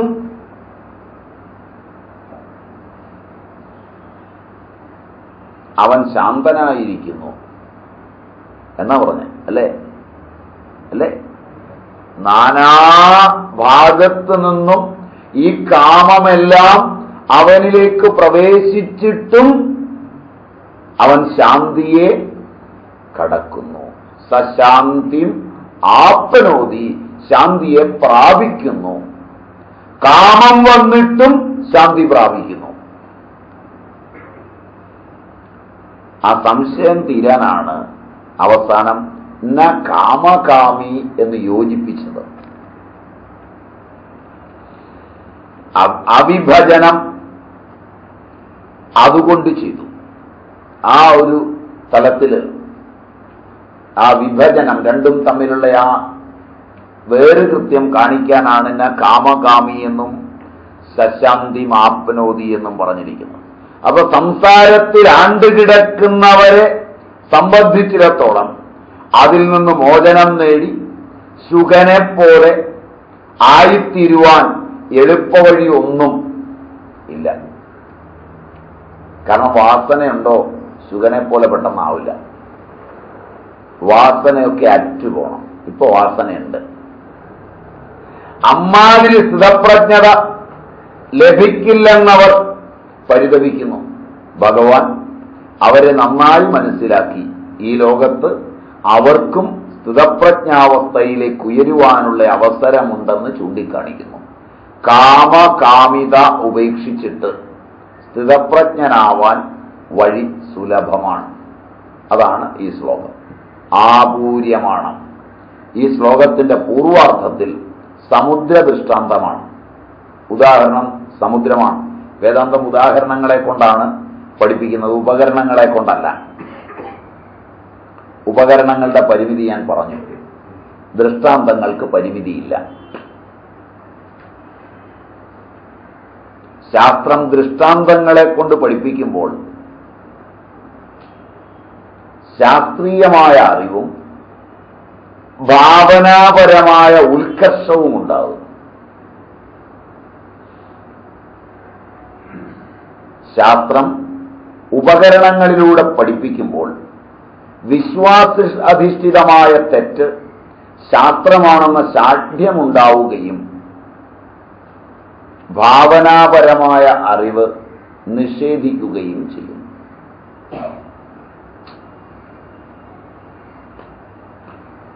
ശാസ്ത്ര പഠനത്തിന് ഈ വൈകല്യമുണ്ട്. പിടികിട്ടിയോ ആവോ? ശാസ്ത്രം ഉപകരണങ്ങളിലൂടെ പഠിക്കുമ്പോൾ, ശാസ്ത്രം പരീക്ഷണങ്ങളിലൂടെ പഠിക്കുമ്പോൾ, പരീക്ഷണത്തിന് ശേഷം ഉറയ്ക്കുന്ന അറിവ് വിശ്വാസമായിരിക്കുമ്പോഴും പരീക്ഷിച്ചു എന്ന കൃത്യതയെ ഉൾക്കൊള്ളുന്നു എന്ന് ധരിക്കുകയും ഭാവനയെ മാറ്റി നിർത്തുകയും ചെയ്യുന്നു അറിവിൽ. പ്രയോഗത്തിൽ ഭാവനയെ ശാസ്ത്രമെന്ന് തെറ്റിദ്ധരിക്കുന്നു. മനസ്സിലായില്ല? ഇനി എങ്ങനെയാ പറയാ നോക്കാം. മുമ്പ് പറഞ്ഞ ഒരു വേർനിയർ കാലിപ്പറിൽ നിങ്ങൾ അളന്നതാണ് ആ സാധനം എന്ന് നിങ്ങൾ ഒരാളോട് തർക്കിക്കുന്നു. മനസ്സിലായി? നിങ്ങളുടെ അളവ് അതുകൊണ്ട് ശരിയാണ്. അവിടെ ഉപകരണവും നിങ്ങളും അളവുമെന്ന ശാസ്ത്രത്തിന്റെ 3 മാനബിന്ദുക്കൾ ഏകമാണെന്നും അതുകൊണ്ട് കൃത്യമാണെന്നും നിങ്ങൾ ശഠിക്കുന്നു. മനസ്സിലായി? നിങ്ങളിലെ വിശ്വാസവും ഭാവനയും കിടക്കുന്നിടത്ത് ഇന്ദ്രിയങ്ങളുടെ പരിമിതികൾ ഉള്ളതുകൊണ്ടും അളവുകോലുകൾക്ക് ചില പരിമിതികൾ കൃത്യതയിൽ ഉള്ളതുകൊണ്ടും വന്നു പോകാവുന്ന തെറ്റിനെയാണ് ശാസ്ത്രമായി ഉൾക്കൊള്ളേണ്ടതെങ്കിലും നിങ്ങൾ ഉൾക്കൊള്ളുന്നത് അതിനെയല്ല. Is it right? ഉദാഹരണങ്ങളിൽ വ്യക്തിയുടെ ഭാവന വിശാലമാകുന്നതുകൊണ്ട് ഭാവനയ്ക്ക് പ്രാധാന്യമാകുമ്പോൾ കേൾക്കുന്നവനോടും പറയുന്നവനോടും ഉദാഹരണം എത്തിക്കുന്ന അറിവ് ഒരു ഭാഗത്ത് പൂർണ്ണമായ ശാസ്ത്രവും മറുഭാഗത്ത് അവന്റെ ഭാവനയുടെ ഉത്കർഷം നൽകുന്നതുമാകുന്നു. ഇനി മനസ്സിലായില്ല? അതുകൊണ്ട് ഭാരതീയർ ശാസ്ത്രത്തെ ഒരാളിൽ നിന്ന് മറ്റൊരാളിലേക്ക് കൈമാറുമ്പോൾ ഉപകരണങ്ങളിലൂടെയുള്ള അളവുകോലിന് അതീതമായി ഉദാഹരണങ്ങളിലൂടെ കൈമാറുവാൻ ശ്രമിക്കുന്നു. അത് പ്രമാണത്തിലും പ്രമേയത്തിലുമുള്ള ശങ്കയെ ഇല്ലാതാക്കുകയും മീമാംസയെ പ്രതിഷ്ഠിക്കുകയും ചെയ്യുന്നു. മീമാംസ്യമേവ എന്ന് പറഞ്ഞാൽ തൻ്റെ പുളിമരത്തിനിടയിൽ മറഞ്ഞു നിൽക്കുന്ന നക്ഷത്രത്തെ വീട്ടുമുറ്റത്ത് നിന്ന് അതിൻ്റെ ഇലകളുടെ ഇടയിലൂടെ ഒരു പ്രകാശമായി മറ്റൊരാൾ ചൂണ്ടിക്കാണിക്കുമ്പോൾ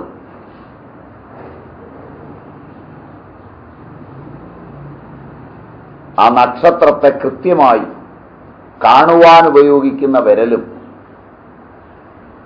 അതിന്നിടത്താണെന്ന് പറയുവാൻ തയ്യാറാകുന്ന പുളിയുടെ ഇലകളും രണ്ട് കൊമ്പുകളും അതിൻ്റെ ഇടയിലെ ചില്ലകളും ഉദാഹരണങ്ങൾ മാത്രമാണെന്ന് മറ്റവൻ അറിയുകയും അതിനിടയിലൂടെ കാണുന്ന നക്ഷത്രമാണ് ലക്ഷ്യമെന്ന് മനസ്സിലാക്കുകയും ചെയ്യുമ്പോൾ സമഗ്രമായ അറിവ് പതിയുന്നു. മനസ്സിലായില്ല? ചില്ലകളുടെ പ്രത്യേകതയും ചൂണ്ടുന്നവന്റെ വിരലിന്റെ നീളവും ചർച്ചാവിഷയമാകുമ്പോൾ നക്ഷത്രമെന്ന അറിവ് അവൻ അന്യമാകുന്നു. പ്രമേയത്തിലും പ്രമാണത്തിലും വരുന്ന ശങ്കകളെ ഇങ്ങനെ തീർത്ത് പൂർണ്ണമായ വസ്തുവിനെ അവന് ബോധ്യപ്പെടുത്തി കൊടുക്കുന്നു പ്രാചീനരുടെ സങ്കല്പത്തിൽ ഉദാഹരണങ്ങൾ. ഇനി മനസ്സിലായില്ല? ക്ലിയറായി? അതുകൊണ്ട് ഇവർ ഉദാഹരണങ്ങളിലൂടെയാണ് പറയുന്നത്. ഇവിടെ ഉദാഹരണം സമുദ്രമാണ്, അല്ലാതെ അളന്നു തൂക്കാനാവില്ല. സ്ഥിതപ്രജ്ഞനെ വേറെ ഉദാഹരണം കൊണ്ടൊക്കെ പറയാനാവില്ല. അപ്പോൾ നല്ലൊരു ഉദാഹരണം പറഞ്ഞാൽ അതിൻ്റെ ഒരു ഭാവന നമുക്ക് കിട്ടും. ആ ഭാവനയിൽ ഒരു അറിവ് നമുക്ക് കിട്ടും. ഇങ്ങനെയാണ് മീമാംസ അവർ പഠിപ്പിക്കുന്നത്. അത് എല്ലാ അളവുകോലേക്കാളും മേലെയാണ്. അപ്പോൾ ആപൂര്യമാണ് ഈ ശ്ലോകത്തിന്റെ പൂർവാർത്ഥത്തിൽ സമുദ്രത്തിന്റെ ദൃഷ്ടാന്തമാണ്. സമുദ്രത്തിൽ നദികളിലെ ജലമെല്ലാം വന്നു ചേരുന്നു, എന്നിട്ടും അത് അവിചലമായിരിക്കുന്നു, ഏകരൂപമായിരിക്കുന്നു. അതുപോലെ സ്ഥിതപ്രജ്ഞനും വിഷയപ്രാപ്തിയിൽ കാണപ്പെടുന്നു. വിഷയങ്ങളെല്ലാം വന്നു ചേരുമ്പോഴും സമുദ്രം എങ്ങനെ ആപൂര്യമാണ്?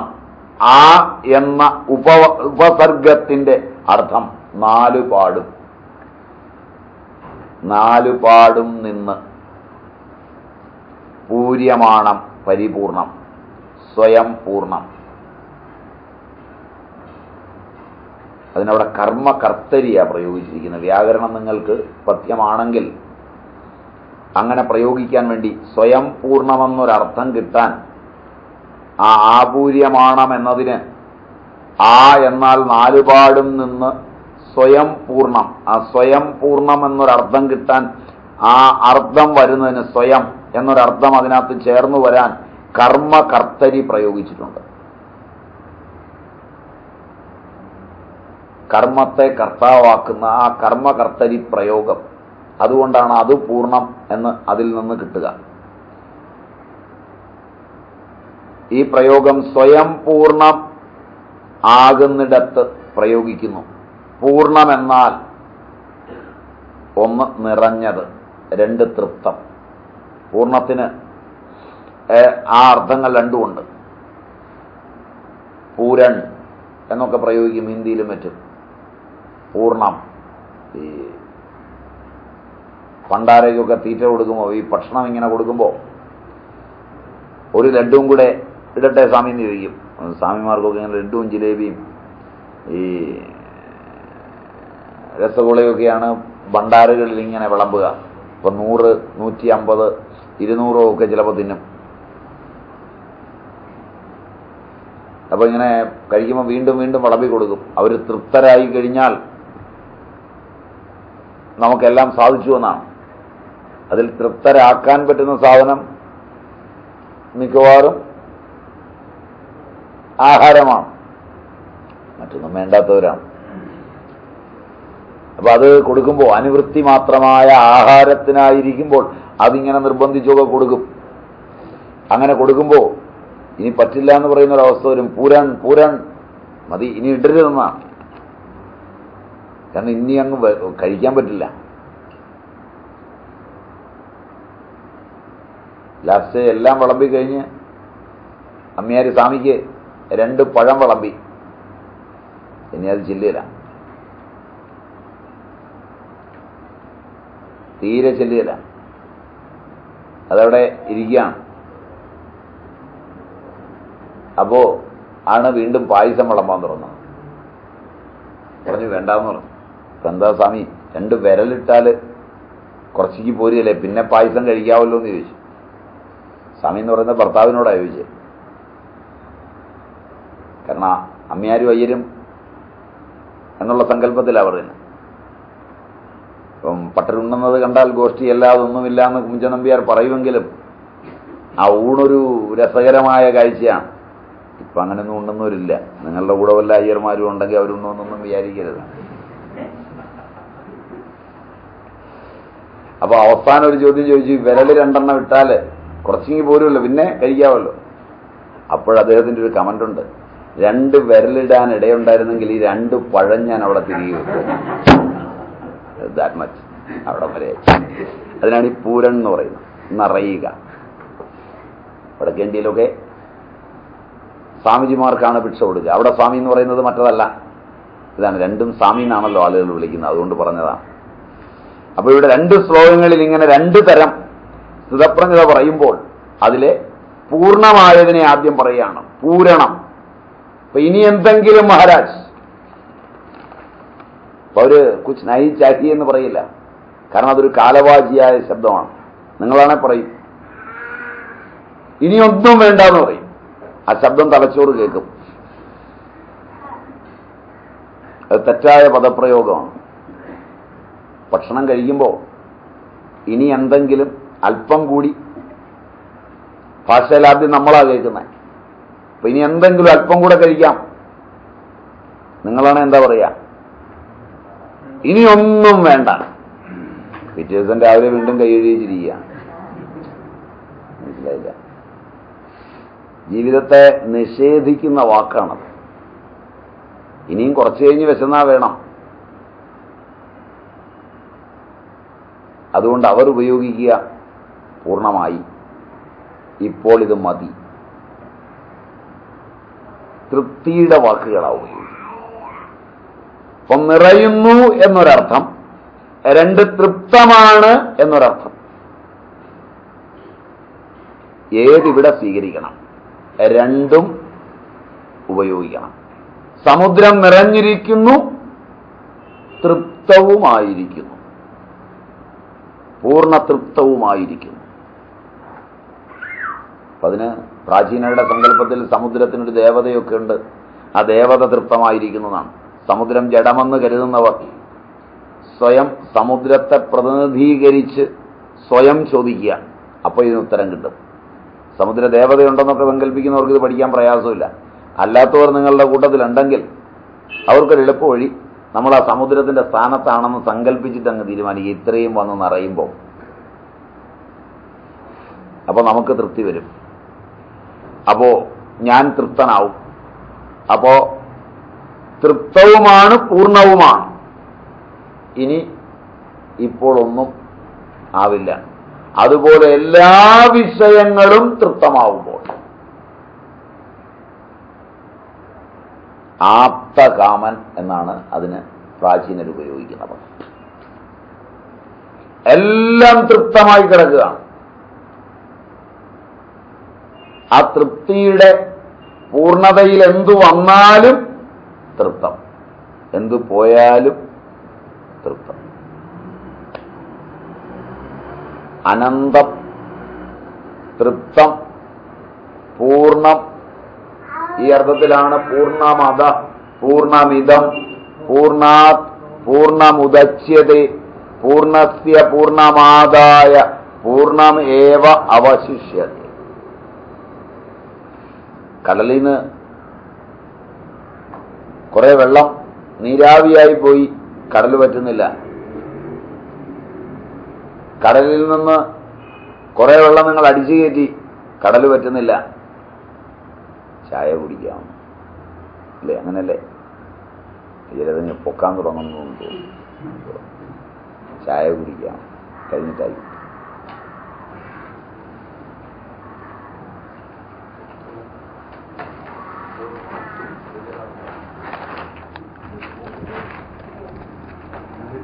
കാശ് കിട്ടിയത് അറിയുന്ന ധന്വന്തരി ഇല്ല. ഞാൻ ശരിയല്ല ഓർമ്മ. ഞാൻ പോയില്ല. ഞാൻ തമിഴ്നാട്ടിൽ പോയില്ലേ? ഇത് പറയാമെന്ന് പറഞ്ഞു. വ്യത്യാസം വല്ലതും തന്നെയാണോ പറഞ്ഞത്? ദിവസം നമ്മളെ അങ്ങനെ കാര്യമോ? ഞാൻ അന്വേഷിച്ചിട്ടില്ല. അല്ല പഴയ ഞാൻ അതിനെ അന്വേഷിച്ചില്ല. ഞാൻ ഒന്നും വൈകും വീട്ടിൽ നോക്കാൻ രാജിനെ പറഞ്ഞു കാണുകയല്ലെന്നല്ലേ പറഞ്ഞു. 11:30 എന്നും ബിജുവിനെ കാണാമെന്നൊക്കെ പറഞ്ഞു വിട്ടില്ലായിരുന്നു. അത് ഞാൻ പറഞ്ഞു വിട്ടായിരുന്നു. എന്നിട്ടോ? അന്ന് കണ്ടില്ല.